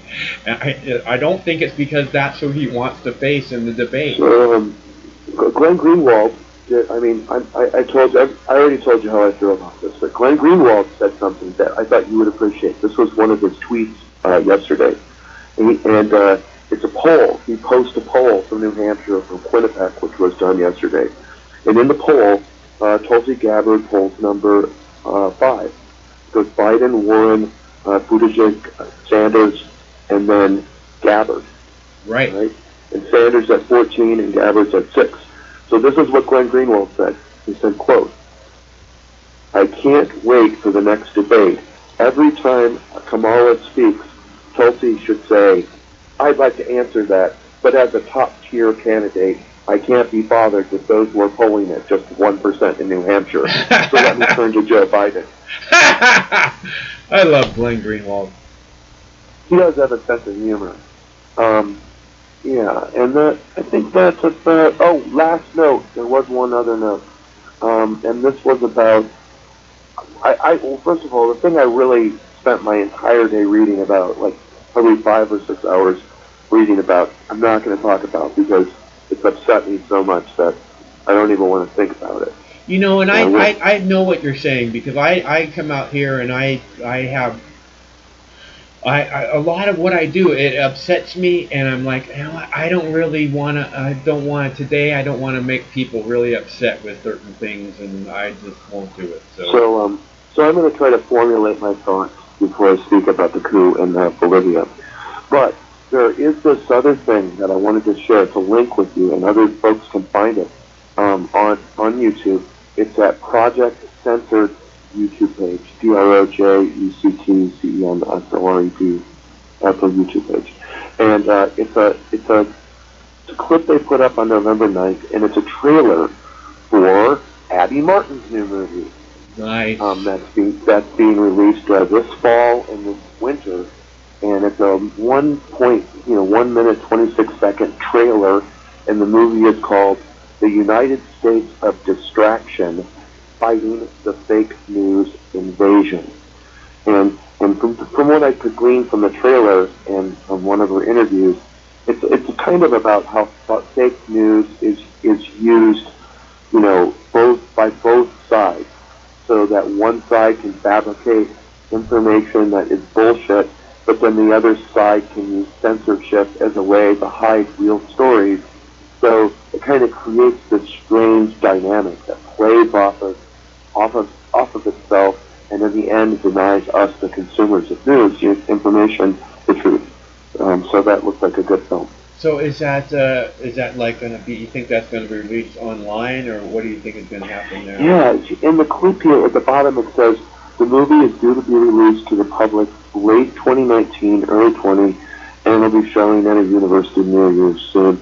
So it's going to be maybe an art house movie, and then hopefully they'll release it online so we can watch it. I'm really glad to hear she's making works like that. She should be. She's always been a powerful journalist. Yeah, she did her program on RT was a good program, and it's really sad that they took it off. And of course her program on Telsor is also really good. And that's it, man. And again, thanks for the tips on the butter, and I will do that. I'll use just sitting in a tub, man. I need to use it. Yeah, do it. I will do it. Oh, about hey, and you can get a crock pot for like $5 at the Goodwill if you want to use crock pot. Yeah, I should probably do it that way. About William Barr, the Deputy Attorney General, right, Bill Barr. I think what that proved, this was my one note I took down, is that I think that I'm reading this book by this guy Douglas Valentine called CIA Organized Crime, and it's just kind of a history of the CIA and their relationship with organized crime and tactics and techniques they use, and information about whatever their programs. And one of the things that's becoming really clear to me is that the Central Intelligence Agency also has people who just live and work in the United States, and they're in a program, and then once they're in the program, they kind of get positions, they get jobs that are in positions of power, and then they just kind of gradually work their way up through the bureaucracy. And remember that the original OSS, before the Central Intelligence Agency was created in 1948, was mostly just rich college kids like George Bush's father, Prescott Bush, and people of that nature. The first person who founded the Central Intelligence Agency, what was his name, Wild Bill Donovan. But they were people from elite schools like Yale, and they had connections with each other through these elite schools. So it isn't surprising that, this perception of the CIA being these really astute, kind of dudes at the Ivy League schools is kind of real. So it isn't really surprising that people like Attorney General Barr's dad knows Jeffrey Epstein, those kinds of connections. Yeah.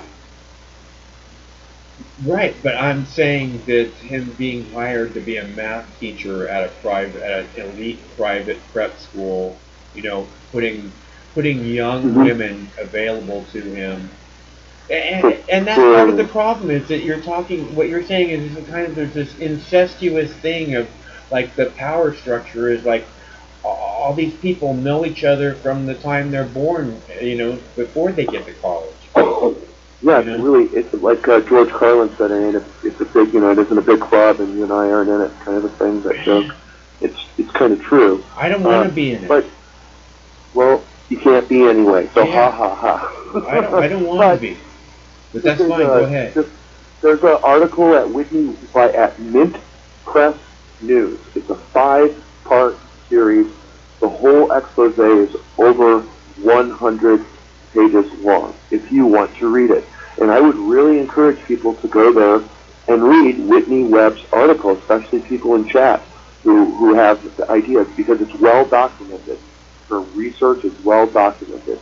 And whether it's the Central Intelligence Agency or whether it's Mossad, it's probably a combination of both, and it probably has to do with blackmail schemes, just like the mob used to do in Las Vegas, right? Take a photograph, like in the movie The Godfather, the senator, fucking the showgirl in the hotel room, and then they get the tape and they show up in his office and they blackmail him. That's the Central Intelligence Agency learned those techniques from the mob. They're very. It seems like a very criminal, the real borderline criminal kind of thing going on with the CIA and all these fucking clandestine, agencies. Everything they do is in secret. It seems like that's really not as necessary as like the Pentagon. The day before 9/11, announcing that they can't find $1 trillion. Right. And the part of the Pentagon that blows up is where all of the paperwork was. That was weird. Yeah, what a coincidence, huh? Oh, yeah. Just like the Central Intelligence Agency and the FBI and the Terrorism Response Headquarters building was in Building 3 that just happened to collapse into its own footprint, even though it wasn't hit by a airplane. World 7, right? Oh, was that what it was? Was it in the third building, right? Not Tower 1 or Tower 2, WT7. Yeah, you're right. Yeah, where the CIA and the SEC and the FEC all had all the headquarters offices. Yeah, which is so it's like one of the most secure buildings on the planet, and like a match got lit and it fell straight down. Wow. Mm-hmm. What are the odds? 10 minutes after a British, anchor said that the building was full. Funny things happen, and nobody's supposed to discuss that or talk about that. No, because if you do, it's some kind of hate speech. We're bullying the 9/11 survivors. Don't you know that? But the longer the face-to-face, and I just realized this the other day, but it's true. The longer that you suppress the truth and you push the truth down and you try to jam it into this tiny little space, the more that truth is going to solidify in the hearts and minds of the people that you're trying to suppress. So if somebody knows that something isn't true and then they just ignore it forever, that crystal of truth just continues to get more and more dense inside of the person's heart. And that's a good thing, because there's a lot of lies that we've been told in this country. It's like with the cannabis, that's one of these things where you start off, if you really care about your children, you tell them the truth about drugs. You sit down, you light up a joint, and you say, this is the only drug that will not kill you. Okay? It's the only safe drug. Aspirin will kill you. You will have friends. You will have friends who die before you get out of high school because of alcohol. Okay? Yeah. So, this is the only safe drug. I will never have a problem if you use this drug. I will never be disappointed. Just know that anything else will can and quite possibly could kill you. So stay away from everything else. And remember that line from the Broadway musical Hair, when she says, "And kids, remember, I am your friend." I do not remember that line. I have that movie. It's the same as the movie, right? The same as the movie. Which scene is that? It's the hippies talking to each other in the park in the Broadway musical Hair. It's on the album. Yeah. The original Broadway cast. I love that movie, dude. That's one of the. I love giving that movie to people. It's a great movie. Really sad ending, that film. The whole Vietnam War was probably sad for the 3 million people in Southeast Asia who died, and his family had to live with that. But in the context of how it affected the soldiers that went over to kill people, and when they came back and who didn't come back and their friends. I thought that the movie was very good. I love that movie. And I watch it from time to. Have you ever seen Across the Universe? It's a musical. It's anti-war. The Beatles? Yeah, it's all Beatles. I think I have seen that film. I love that one too.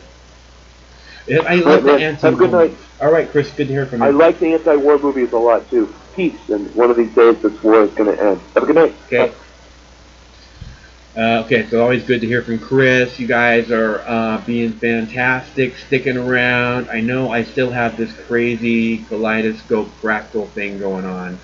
And I'm going to figure out what to do. I'm trying to decide if we want to go with like a newsroom type of a setting, you know, where we have the clocks all across the background and, you know, like, I don't know, people walking around behind us, you know, throwing paper. I don't know. I'm trying to decide because we want to do. I think that this is the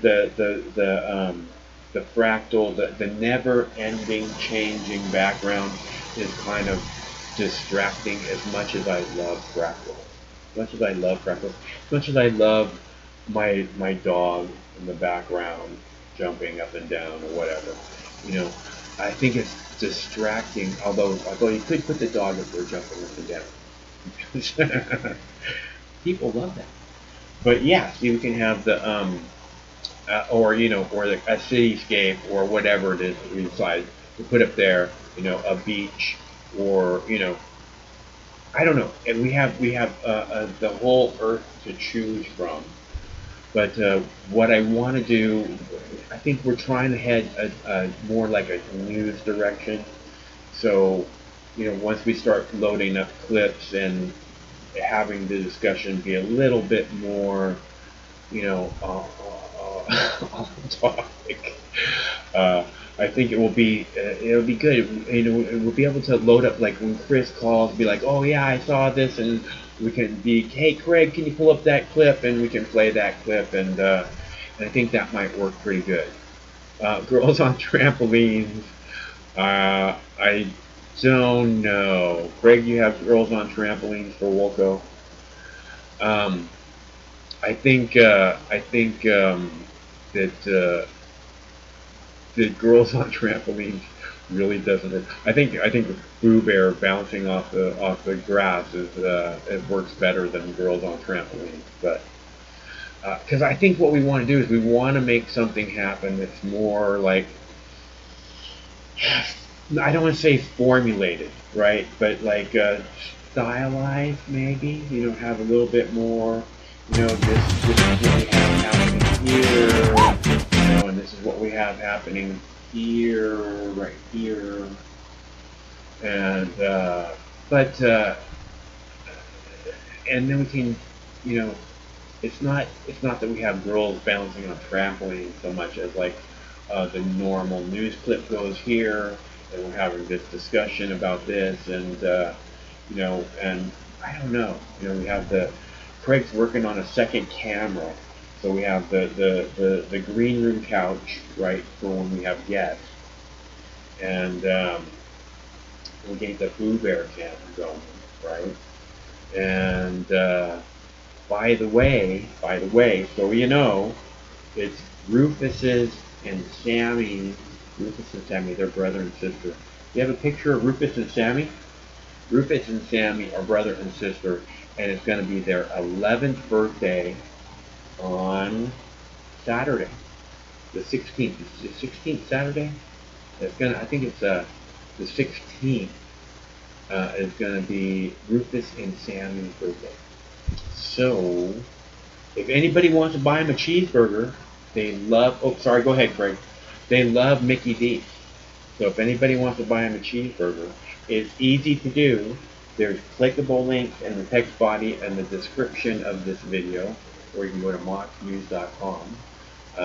And you know what? If you get them a cheeseburger, I'll bring one home, and I'll show you what it looks like when Rufus eats a cheeseburger. Okay? So if you want to buy Rufus a cheeseburger, I'll bring it home, and we'll get him a double cheeseburger. He likes the double cheeseburgers. with a double cheeseburger, and we will feed it to my bumper. Just call. Hello, caller. They got a new president in Bolivia now. There's my booger. It's a woman. Her name is Jeanine Anez. She's a senator. She declared herself president today. I saw that. I saw it. Is she CIA asset or? She wears too much makeup, I can tell you that. I'm looking at her picture right now, and she's like one of these Wedas. She's a Weda. You know what a Weda is? No. Is that the people who take your order when you go out to the restaurant? No. A Weda is a blonde chick, like a dumb blonde, you know. Oh, okay. But yeah, so what does that remind you of? This is Juan Guaido. She doesn't look like presidential material, that's for sure. So I don't know what it reminds me of. It's very strange. It reminds you of fucking the president of Venezuela. Venezuela, Juan Guaido, man. He declared himself president, and you know, you can actually watch these things dance down through history, even month to month.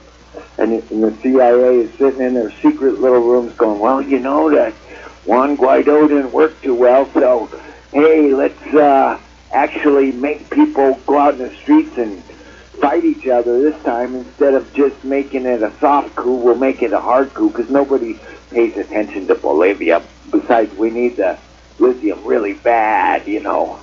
So that's what's going on. It's the biggest fucking scam.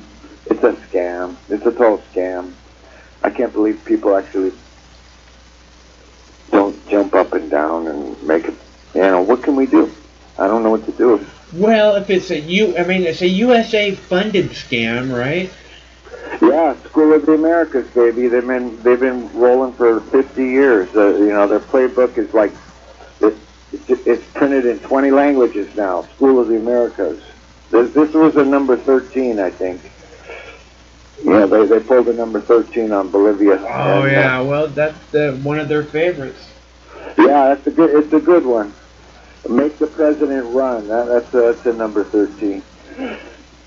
So, yeah, just another day in geopolitical hell. I got off when your live stream ended last night. I ended it short. Sorry about that. I had to go to work. Yeah, well, as soon as it ended, I tuned into Abby Martin's live stream. She did a live stream with her partner last night, and it was really good, and she explained a lot of shit. And, you know, it was their first one, so they're getting all the bugs out of it. That's awesome. Yeah, I think she says she's going to be doing it a lot. And she actually gave the time. She says she's going to be starting at 7. You bitch! I know. And the Gray Zone did a live stream earlier with Aaron Matte and Max Blumenthal and another cool, intelligent cat whose name I can't remember, but he's a Gray Zone team guy. They had a great live stream too, and those guys are like the premier journalists on earth. Those three right there. They're just awesome. So yeah, they explained the whole Bolivian thing, and it was actually broadcast. Recordings of the plotters leaked out and was broadcast, and Evo Morales called it out about a month ago, expecting it. Yeah. You heard that? No, I hadn't heard that.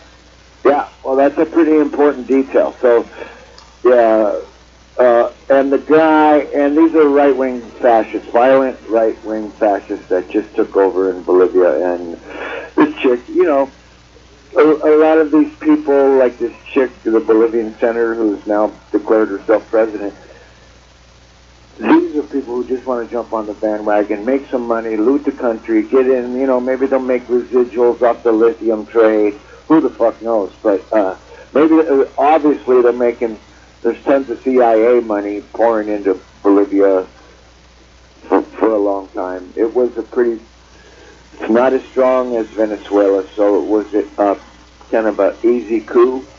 Yeah. But yeah, man, the government's not your friend. The CIA, you know, your last guest was talking about how the CIA grew out of the OSS. That's true, but you know, they were left over from European intelligence services that just kind of morphed from the OSS to the CIA. England was big on it, but also people from the North Atlantic Treaty Organization and what do they call it? Operation Gladio. It was Gladio 1 guys that went into the newly formed CIA, and those two brothers. One of them has an airport named after him in New York. They were the CIA. The guy that went against Kennedy in the CIA. LaGuardia? Huh? LaGuardia? LaGuardia? No, LaGuardia was the mayor. I don't know. Yeah, well, there were two brothers. They were actually lawyers at the Treaty of Versailles. That's how they got into it. That's at the end of World War I. And then by 20 years later, they stepped up their game so that they were big geopolitical players. So the CIA, you know, you probably never heard of, or you probably have heard of Lieutenant Colonel William Prouty. It sounds familiar. I can't recognize it right now. Fletcher Prouty. He wrote a good book called The Secret Team, and he was all over the CIA, and he said, the CIA intentionally put people in the State Department, the FBI, you know, FEMA, every government agency, and these are like, they work for the CIA, but they're now working for the FBI, and they're like sleeper agents that can leak information to the CIA. So, yeah, the CIA has been running the government for,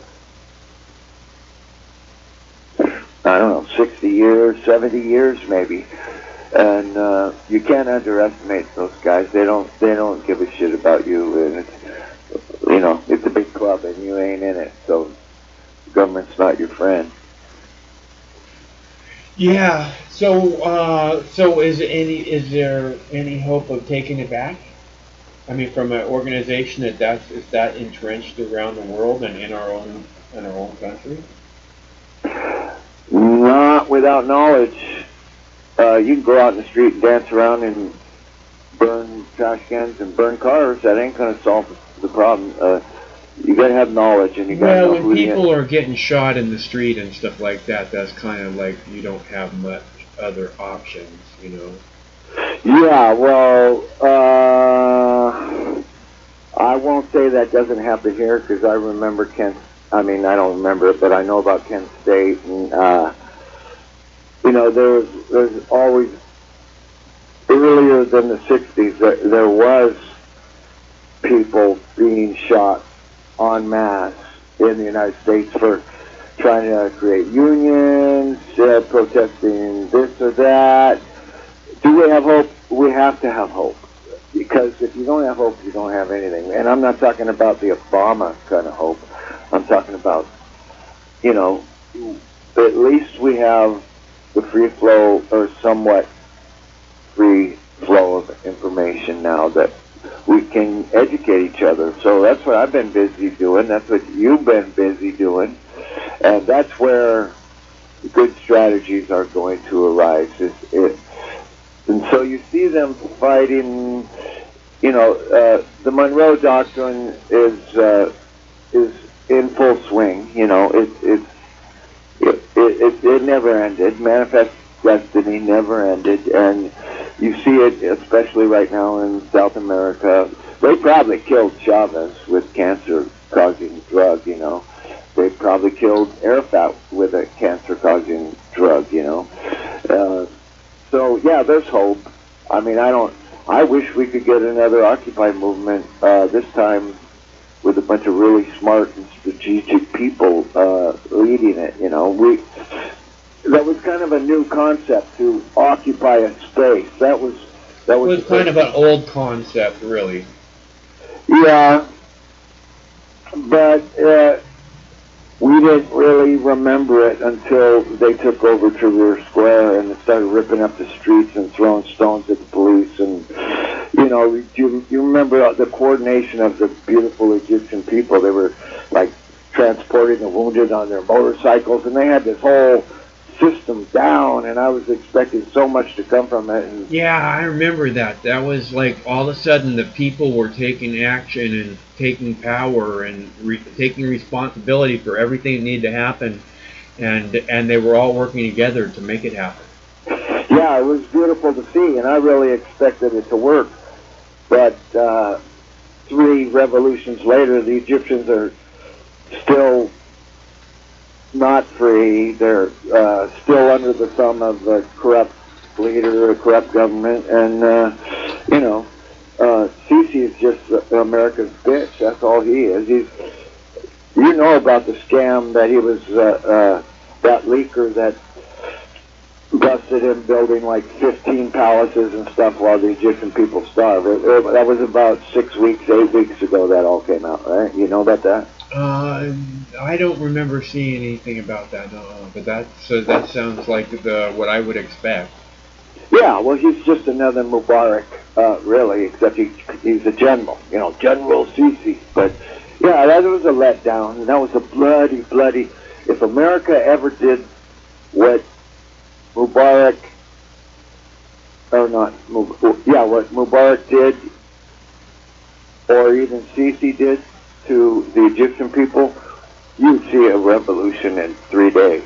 Because it was so horrific. It was the most horrific thing besides Gaza I've ever seen. But is there hope? I don't know, man. I have hope. I hope you have hope. I hope everybody listening has hope. Hope and dope. That's what we need. Yeah, we need to come together, okay? Because that's the only thing I have hope for. If we can't do that, if we can't get beyond that, I don't see any hope to take anything back from make any difference from the way things are right now. If we can't all come together, there's zero hope of that. That's what I believe. Yeah, well, we're essentially living through their divide and conquer strategy, and it seems to be working. Their divide and conquer strategy, they've divided us Republicans, Democrats, and gay people, and straight people, and conservatives, and liberals, and communists, and capitalists, and men and women. I mean, we don't even need the government to divide men and women from each other. It's like, I think that's been a struggle since Adam slept with the snake, But, no, since Eve slept with a snake. Gay Adam slept with a snake. That was the cause of all of our problems. But, yeah, man, I want people to come together. I try not to be too mean, unless, I'm pretty mean to people that advocate genocide and people that are just spewing bullshit constantly. But other than that, I think I'm kind of patient with people. I like to learn new details, and Well, it's good to know who they are, regardless. But I'm just saying that okay, so maybe we can't all come together. Those of us who believe in genocide, whatever, aren't going to work out well for what we're trying to do, since we're trying to do the opposite of genocide. But save everybody from a mass extinction, basically. Well, when Vietnam was going on, we saw approved footage mostly, and these unknown yellow terrorists that had attacked us in the Gulf of Tonkin, they were the bad guys and the communists and blah blah blah, and we didn't really see the war on TV. They made sure we didn't see the war on TV. You couldn't turn on CBS or NBC and really see any details about the war. Right. Nowadays, you get a fucking riot in an obscure, podunk country nobody's ever heard of, and it's on the fucking internet in 5 minutes, and everybody sees it. So we are seeing the war on TV, and this is what they don't want, and that's exactly why Chelsea Manning's in jail. That's exactly why Julian Assange is in jail. That's exactly why they're shutting down YouTube channels. That's exactly why they're confusing us and dividing and conquering us, is because, you know, a population that's under stress is going to say, oh my God, I got to pay my rent and I got to, you know, pay my car insurance, and the fucking tax man is after me now. And Is Chelsea Manning in jail? she's been in jail being charged $1,000 a day for the last 2 months, I think. She's in jail. She's being... Yeah, unless she testifies against Assange, Yeah. she's going to stay in jail. Okay. So she's been in jail for a year then? No, she got out, and she was out for a while, many months, doing interviews and stuff. Yeah. And then about at least 2 months ago, probably 10 weeks ago, they summoned her to a grand jury, and she refused to testify. And the grand jury is secret, so we don't even know what the questions were. We can only guess at what the questions were. And you know, here comes the CIA again. You know that the courts, under the orders of the government, which means the CIA, was asking her about her collusion with Julian Assange. They want Julian Assange so bad because, according to them, he helped her decrypt some government website or something, and she refused to answer, and they threw her in fucking jail. She sat there for 3 weeks at least, and then they brought her back to court. She said, I'm not going to testify, and then they started charging her $1,000 a day. Well, we're going to penalize you unless you testify. So, yeah. So they said, they said, okay, we're going to penalize you $1,000 a day, and you have to stay in jail? Exactly, yeah. Okay. So even if she somehow gets out of jail, it would take an act of God to null and void the fucking, I don't know, it's got to be $40,000, $50,000 worth of fines and fees she's already accrued by keeping her mouth shut. And so, you know, they just don't give up. They're like bulldogs. They latch on and they don't give up. They're worse than bulldogs. They're like vampires, man. They're like, right. They're like, they prey on you. I mean, a bulldog doesn't really prey on you. These people actually prey on you, you know, and like all of us, they prey on all of us, and it's disgusting, and it should not be allowed. And they have all the power in the world. Nobody's ever gonna do anything about it unless we can come together and say enough. And I know we're not ever going to be able to come together, because some people like whatever bullshit it is they're being spoon-fed. Everybody does, I guess. But if we can just get, you know, the majority of us to come together and just meet, you know, just talk and meet, then it'll become stronger and stronger and stronger. This is the only hope. That's all that I see in the way of hope. You know what I mean? People keep you're like, hope. You like hope. Hope you have hope. I have hope. The only hope I have for the future is that, you know, it's not going to rain tomorrow, so I can walk the dog. Otherwise, fuck that. And plus, I'm going to walk in the rain anyways. But, you know. Well, the greatest hope, I think, is for every single individual to become as absolutely free as possible. That means you have to stand up to your immediate authorities. When the county comes to your property and says, hey, you got a violation here, you know, we really got to fix it, you know, blah, blah, blah. You deal with them as best you can, but you don't let them muscle you. When the cop comes to give you a ticket for something that you didn't do, you got to say, hey, man, I didn't do that. And if he writes you a fucking ticket, you got to go to court and fight him. I beat cops in court. I beat Zionists in court. It's they'll make it hell on you. And a lot of the authorities people, the people that seek power and authority, believe me, they're sociopaths. Those people seek positions of power. So you're going to find cops who are sociopaths. You're going to find county officials and city officials who are sociopaths. You have to fight these people in an intelligent way. And you have to never let anybody kill your spirit. So that's the way, that's one good way, is you have to make yourself so free that no amount of opposition can kill your spirit. That's a very good way to begin the fight. And if you don't begin that way, you're probably going to end up being a sellout, because you can't be a sheep when you're living in the land of the wolves. You have to become a wolf and protect the people, you know, protect the little people, protect the old people, the babies, the women, the children, the guy getting picked on. You know, you got to protect those people. So I'm a wolf. I'm a wolf. I'm a wolf. How about you, Michael? You a wolf? Come on, let's see you.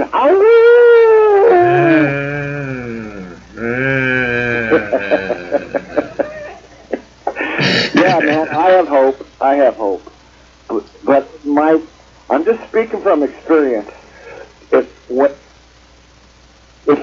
my spirit is getting squished, and I'm living in a land that eats souls. This is the realm where souls get eaten. And if my spirit gets squished, what good am I? I'm not good. I'm not good to anybody. I'm not good to myself. I can't fight the government. I can't stand up for the poor and the downtrodden. I have to keep my spirit alive. Marijuana helps. It's an anti-mind control, organic anti-mind control plant. Yeah, you know, I used to, when I first started making videos on YouTube, I always used to put in the tags, I would put pot brownies, you know, and people would get so mad to be like, why is pot brownies in the description of this video, right? It's a news video about war or whatever. And I'd say, because it's a suggestion. Like, this video will go much better with pot brownies. That's all. I highly recommend the pot brownies. If you got to make it through this fucking world, I highly recommend the pot brownies. The most screwed up people I've ever met have been conservative, possibly religious people who believe in government and don't smoke marijuana. Those are the kinds of people that will screw you, step on your dead body, and keep going without even a second thought. It's like, oh, he was a bad person. I had the right to squish that person. That's their mind controlled people. You know, you're living. If you're talking about just common working class people, I agree completely. But when, that's what I'm talking about. Yeah, it's because those people are, you know, they're living some other planet if they're not using weed. I'm telling you, it's like they're just not. You know, I mean, I'm not trying to be offensive to anybody, but if you're not using cannabis on this planet, you're not using your body properly. Your body is designed for cannabis. I guarantee it. So you really need to kind of open your eyes to that. Yeah, well, I've been smoking weed since before I first heard the first note of Foxy Lady by Jimi Hendrix. As soon as I heard that first note,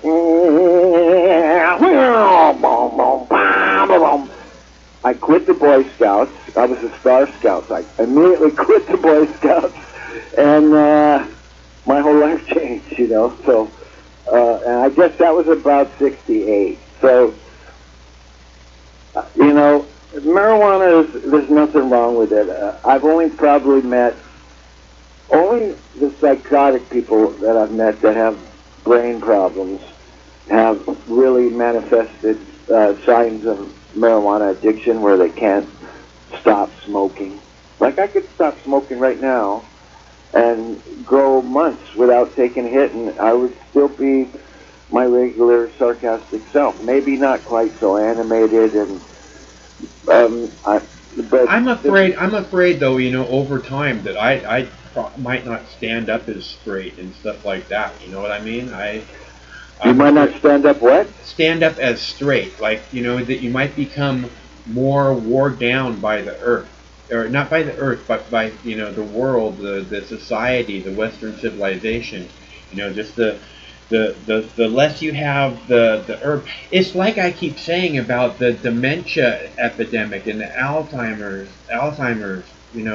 It's I believe that's because cannabis has been taken away from humans, and that it used to be a part of our regular experience. It's all these assholes who want to act like marijuana has no medicinal qualities. They refuse history because it's been used throughout history as medicine, and then it's taken away from us through this ridiculous fucking war on all the people of the United States. Well, if you go way back in time and you read, the letters of Benjamin Franklin and Thomas Jefferson, they both talked about how pleasurable it was to sit on their front porch and smoke hemp. Now, I don't know the quality of what they were growing, but it's a fucking flower, dude. I bet they were growing some good flowers, man. And then you look at, much later, you look at the early 1910s, 1920s, and you got slaves, or ex-slaves, right, and black people that are still under persecution, and they're smoking a lot of marijuana, and they come up with bebop and jazz, and then the white people come out and say, oh, this is the devil's music and everything, and then go a couple decades forward and rock and roll starts to happen with Bill Haley and the Comets, and a lot of the young white people have started to smoke marijuana, and then rock and roll happens, and then the world changes, and the Nixons and my parents and all the conservatives are still criticizing marijuana, but I'm smoking it by the time the 60s are ending. I'm smoking it as an 8th grader. And so, it's like slowly nature crept back in, and the society and the demonization didn't quite work. It worked really good. It worked enough to fill up the prisons and build new prisons and then demonize people. But look at us now. We're sitting on the internet talking about it. We're both smoking weed as we talk. And we're both cognizant, lucid, intelligent. It's like I keep saying, it's, we're top of the food chain. Humans don't like being told what to do, okay? If you look at me and say, don't do this, my first thought is to immediately do what you just said not to do. And I have to really, really, really decide if I want to listen to what you're saying or not. Because I don't respond well to someone telling me, what to do. And I think that's just the way humans are. There's this movie, End of the World. Have you seen that movie? It's the British guys who make oh man. Okay. Anyways, End of the World, and it's hilarious, and it's about well, I don't want to give it away, but at the end, the guy's like being offered a chance for immortality, basically, and he's like, no. I don't want to do what it is you're saying. Humans don't want to do what you're saying. Humans don't like being told what to do. And it just is so true. It has the opposite effect. They do, just say no to drugs, kids, and now we have a fucking heroin epidemic. That's how well that shit works. Nature, we have these man-made societies trying to squeeze us all into boxes, even though some of us are round pegs, some of us are triangle pegs, some of us Nature is trying to do that? No, these societies try to do that. Yeah. But nature creates always an infinite diversity. Every blade of grass is a complete original, even though they look very similar. Nature is made out of fractals. Yeah, but even if you go from one fractal to another, there's going to be a micro difference right. in element 7021. Right. Know? So nature creates an infinite diversity, but mankind likes to think in boxes. We build box-shaped houses. We have you think that's programming, or you think that's just something inherent to man? It's fucking fear of your government, fear of your society, fear of the earth, fear of the sky, fear of your own soul. That's why. But I've talked about fear again and again and again, and I believe it's not meant to be a constant in your life. It's supposed this is jungle reaction thing or fight or flight kind of mechanism deal, right? And so that the constant fear is a programmed thing that's come from society, societal influences, I believe. Well, if it was easy to be a true human being, everybody would do it.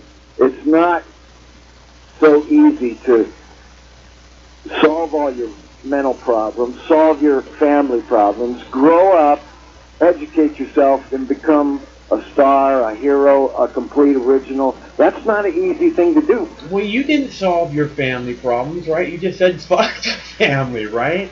Right. There's some problems that cannot be solved. So that's how you solve your family problems. You say fuck the family. Extrapolate that to society, too. Don't hang out with lowlifes. Don't hang out with people who put you down. Don't hang out with trolls. Don't associate with bad people. The people of low cunning, who are trying to trick you. Well, you got to learn who a psychopath is before, you can fight a psychopath, or avoid a psychopath. You got to be able to see them. So it's not easy to be a real human being, but Shakespeare said it really well. And psychopaths can be very tricky to spot. Oh, absolutely. I know, yeah. But, to thine own self be true. If you want to fucking paint, landscapes, paint landscapes.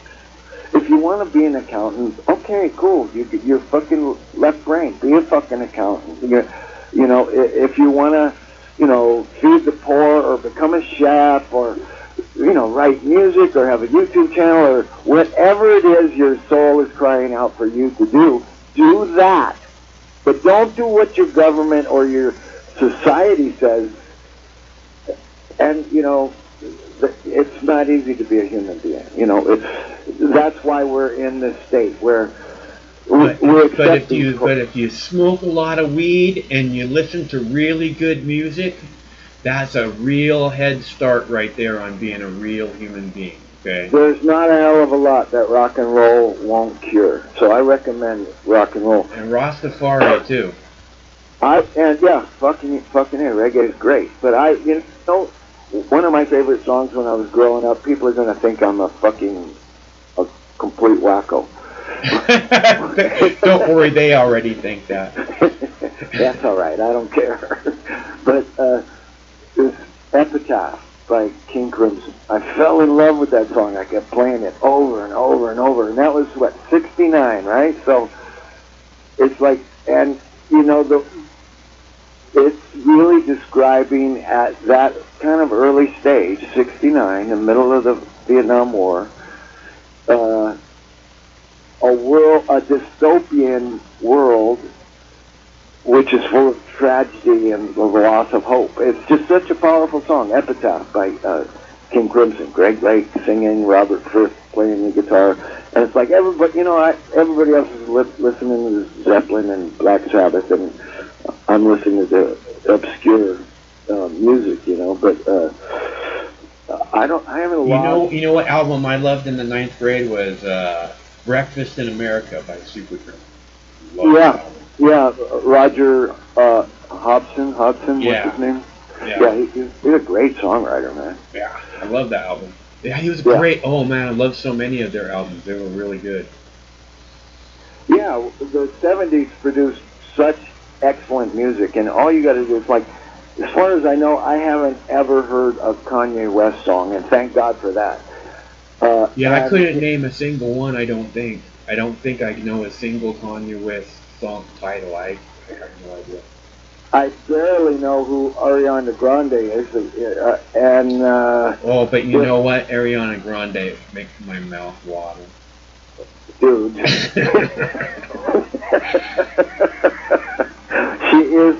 She is a good singer, and she's about as cute as it comes, but it's like, talk about manufactured music, man. It's like, again, I couldn't name a single one of her songs, but she does make my mouth water, though. She's pretty cute. Yeah. But, you know, you got Billie Eilish, and you got all these stars that I don't really know about, and it's like, man, I'm still stuck in the 70s when the music was awesome, and, you know, and people were actually rebels. So I don't know what it seems like they were, you know, had their own. They didn't. I guess maybe they were. That's a good way to describe it as rebels, because they didn't, you know, give a fuck what anybody else thought so much. You know, they all had their own style, and they were going out to have a good time. Damn it. Yeah. Well, after what? Almost 10 years of covert and overt war over in the fucking Chinese section of the universe, you know, over in Vietnam and Cambodia and Laos. The war ended. Nixon waved to us as he got on his plane and said, "You won't have me to kick around again." And then you know, people kind of loosened up, and they thought, okay, hey, we can have a free society, but, you know, it didn't really happen. All we got was a parade of, like, I thought Clinton was a pretty good guy until later on when I learned what kind of a fucking Illuminati motherfucker he really is, you know. And so here we are, it's 2020 almost, and we're in a dystopia where there are genocides and there are coups happening seemingly every day. And, you know, these crooked satanic men sit in their back rooms and talk to each other and plot, how can we get resources from this country or that country, and, oh, we're really in danger of this news organization over here, we got to shut them down. And look at, I'm wondering what WikiLeaks, I guess they're still running, but I'm wondering, you know, if Julian Assange had just been totally victorious and Bradley Manning would have just been out of prison, I'm wondering what kind of difference could they have made if they were free, you know? Well, think about this. Let's say that Tulsi Gabbard becomes president, let's say, and she pardons them all, him and Snowden, you know, Assange and Snowden, and that would get, you know, Chelsea out of prison, right? What kind of shit is he going to come back with a vengeance then and just destroy the elite motherfuckers, right? Because he has nothing left to fear now, right? Because he's, I mean, at that point, he's survived it all. Yeah, well, you know, considering his state of his health, he's going to have, if he doesn't die and he does get out, he's going to have a recuperation period, because, man, they fucked up that guy. Well, let's hope that he gets help and gets everything that he needs, but something tells me that he'll have this true vengeance spirit. I mean, he had it before he went in there. You know, well, whatever happened to his dead man switch? As far as I know, he never released his dead man switch. Yeah, I hear what you're saying, but, you know, maybe he didn't want to take vengeance on the whole planet, you know, or something. I don't know. You know, maybe the dead man switch he was concerned would be too much against everyone. You know what I mean? I mean, if he crashed the fucking economy or whatever with his dead man switch, then, you know, everybody would be like, oh, look how evil he is. Look what he did to us all, you know, when he's rotting in prison. So, off with his head! Well, you know, for some reason, a lot of these young people that are so active on social media really put him down like he's a CIA agent or he's a plant or something. It's like, God, how stupid can you get? This guy is literally dying for your freedoms, and you think he's a CIA plant. It's like, God, the divide and conquer strategy has worked when half the so-called, liberal population is criticizing the heroes who are trying to liberate them. That's what it's about. Planetary liberation. That's what it's about. And I don't know if it's going to happen. The enemy has been plotting against the population for so long and subjugating the population for so long that they're so much more sophisticated than us. At least we're making headway. Well, they have a serious game plan, and we're just running around like a bunch of fucking people with our hair on fire, basically. You know what I mean? They have a serious game plan, and we have nothing. It seems that way. Yeah. It seems that way, but I'm not running around with my hair on fire. I've successfully fought off. I have other things on fire. Marijuana. My cigarette's on fire, but no, man, I've been more rebellious than most people, and I've so far succeeded. But if I want to brag about it, fucking IRS could fucking come to my house tomorrow if they wanted to. But so it's a battle. We're all fighting a battle. It's an internal battle and an external battle, and you've got to make yourself free. What good is bitching about politics going to do if you're not already free in your own mind, in your own soul? You've got to be free. That means you've got to fight. There's no choice. You have no choice. But it doesn't mean you have to sweat it, panic, run around, live in fear. The fear, yeah, that's what I'm saying. It's not, we're top of the food chain, we're smart, okay, and we are the people that have to get this job done, and it's not that everything's falling apart yet. I mean, look around you. You don't have to be in fear. Everything's about to fall apart. You just have to be aware of the fact that it is coming down the road. And that we need to take care of business in order to make happen what needs to make happen for a better tomorrow for everyone. Right? Amen, brother. Amen. You're a floating head, man. You're the float. I like your T-shirt, dude. You should do that all the time with an invisible T-shirt and stuff. And is Craig manipulating your whole thing externally from far away? Because he's not there with you in the room, right? No, he's not here in the room right now. Yeah, well, he's doing a good job. I mean, yeah, show the picture of the dogs again. Show the picture of the dogs again. Okay, I'll do that right now. No. I'm looking up dogs. Oh, not me, Craig? Oh, okay. Oh, that's a good picture. Look, this is my backyard. From a couple summers ago. This isn't this summer, but this is from a couple summers ago. And my Boo Bear. Can you make it bigger? Rufus. Yeah, that's Rufus. Wow, you got high walls, dude. That's pretty cool. But I guess the person above you can see right in your backyard. Yep. Yeah. Well, that's cool. But that was my first garden ever. Oh yeah, it's marijuana. Didn't even notice. I thought you were just hiding in the shrubbery with your dog. Yeah. You got no gopher problem, huh? Oh, well, no, I didn't. I buried him in the bags. So. Okay. Well, yeah. Do the gophers attack the bags?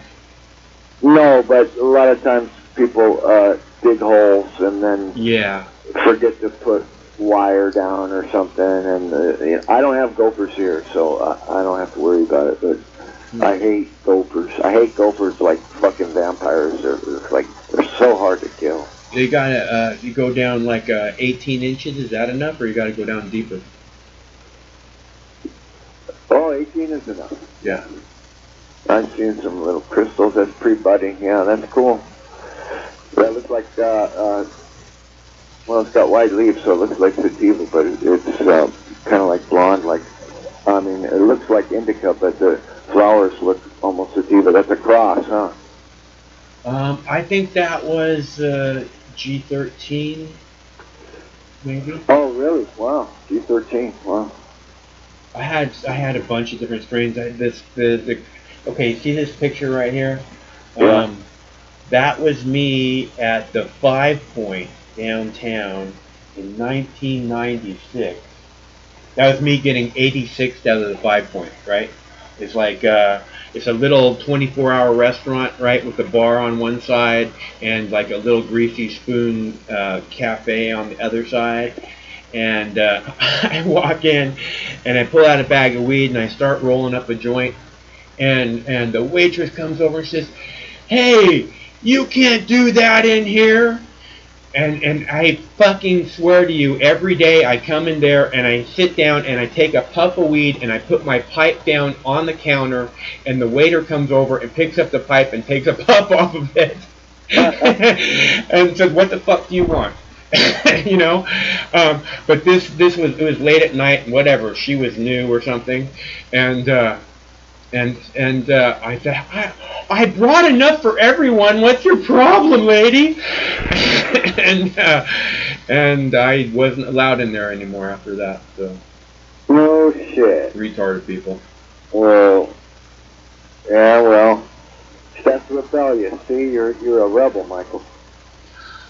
You know what? I'm just trying to have a good time and get through this world that's so crazy and angry and wants you not to have a good time and be just experiencing the tragedy that's just never ending, you know, which is fine. I mean, we all, you know, but you got to focus on the good stuff when you can, you know. That's I agree. I mean, Sammy I and try to Rufus. do that. I listen to a lot of rock and roll and a lot of. It's Sammy and Rufus's birthday. So if anybody wants to buy Sammy and Rufus this weekend on Saturday, they're going to be 11 years old. Wow. So if anybody wants to buy them a cheeseburger, they love cheeseburgers, and I will videotape them eating cheeseburgers on their birthday and post it as their birthday video. It's 9/11, Mike. Do you know where your children are? They're right there in that picture. Good. Yeah. Well, brother, I'm a little stoned, and I just want to say hi to all the free people and keep fighting a good fight. And I don't know what else to say unless you say something. I'm just like. What are you smoking? I'm smoking my regular cross between OG and Matanushka. Well, that sounds pretty awesome. Yeah, I mean, it's just life to me, you know. Do you ever press any flowers? No, never have. I made bubble hash and I make oil and stuff, but that's about it. Yeah.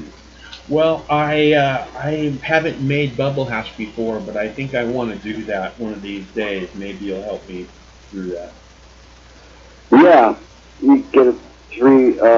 Yeah, no, we'll talk about it later. Yeah. All right, Michael. Well, thanks a bunch for calling. It's always nicer when you're here, man. Thank you, my friend. God bless everybody. Okay, have fun. Which I know you will. You're gonna go listen to some good music or something else. Okay, so let's see. Boo Bear, come here. So anyways, I am getting done. Like I said, I had my first day's work yesterday in a long time, like 22 years to work. My first day's work for money. No, I don't really work for money, because no one can afford me. Can't afford it. But it was an irresistible offer. So I went and did my work, and it was a long day. We went to work at 11 p.m. and I got off at 7 a.m. and then it was an hour and a half drive home. Arr. But I'm ready for just go and just relax for a little bit, you know. So thanks to everybody for tuning in. It's always nicer when you're here. Can you press the bubble? What now? Oh, that's what I want to do. I want to press the bubble. I really want to be able to press some bubble hash. That's why I want the bubble hash. Not so I can smoke bubble hash, but so I can press bubble hash. You are thinking like me. Like mine. Okay, you guys, I'm going to take off. I've had enough here. We're pretty good. And thanks to everybody for tuning in. Like I said, I just need to go relax for a little while. I'm a little bit worn out from yesterday. So I can't say thank you enough. But we'll talk again soon. We're going to do this every Monday through Friday. Nice to meet you. It's great to be here with you, Michael. Thank you. Greg, Mox News, we have a tremendous amount. What? Can you restart that? All right. I don't know what's happening. I guess Greg's taking control. All right, don't shut it down, Greg. Don't shut it down. Just take a break for a minute. Just keep it on.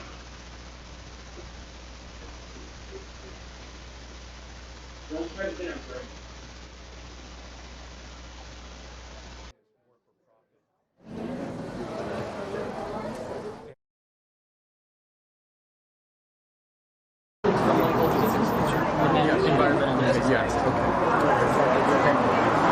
It's very nice to meet you. It's great to be here with you, Michael. Thank you. At Mox News, you have a tremendous amount of fans. Thank you. And I know you have fans everywhere.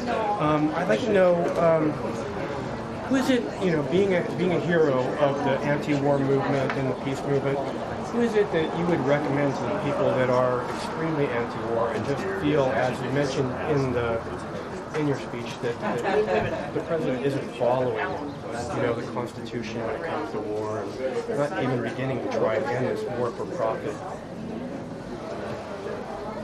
endless cycle that we're in? Well, the first thing is, the question isn't, what he stands for is one thing, and we need to keep encouraging him to move in a more positive direction. But it's important that we stand for peace in our own lives, and in our communities. I've spent a lot of time studying the principles of peace, studying the life of Christ, of Gandhi, of Dr. King, of Dorothy Rankin, of Dorothy Day, and really meditating on what approach can we take in our own lives to try to make this a more peaceful world. I think about that all the time. And so it begins with us. Now, when you're a member of Congress, you can also have a voice to challenge war if you start to see it percolating, to challenge the illogic that propels war, which is what I do, and what I hope to continue to do. So do you have a recommendation for those of us who, like yourself, are about peace and would like to see the country move more in that direction? When you see war around you, you hold on to peace for dear life, and you express peace in your personal relationships. You think peacefully, you speak peacefully, you act with peaceful intentions. But what presidential candidate should we really get behind? I'm not going to get into that because that's politics, which I just stay focused on the policy. Okay. Thank you so much. Well, can you tell us something about? Thanks for everything. I appreciate it. Well,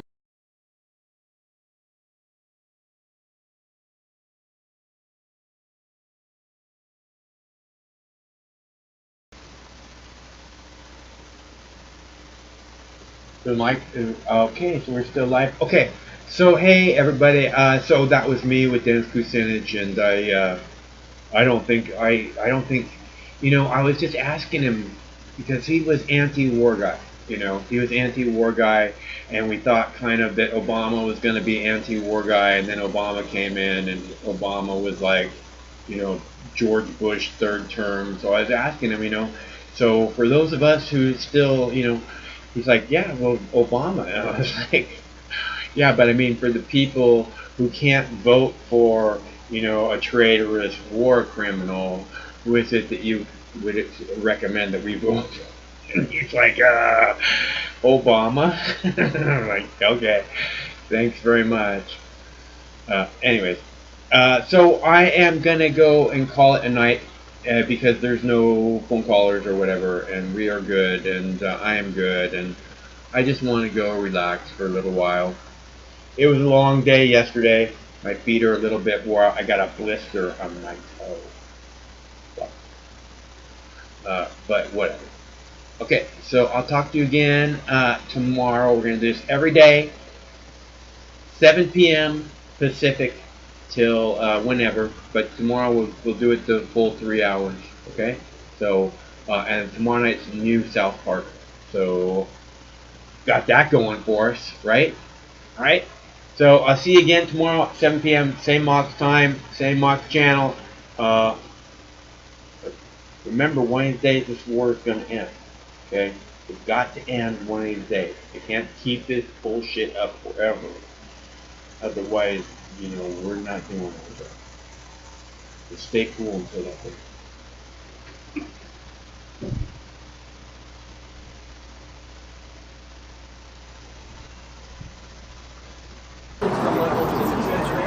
Environmental. Yeah.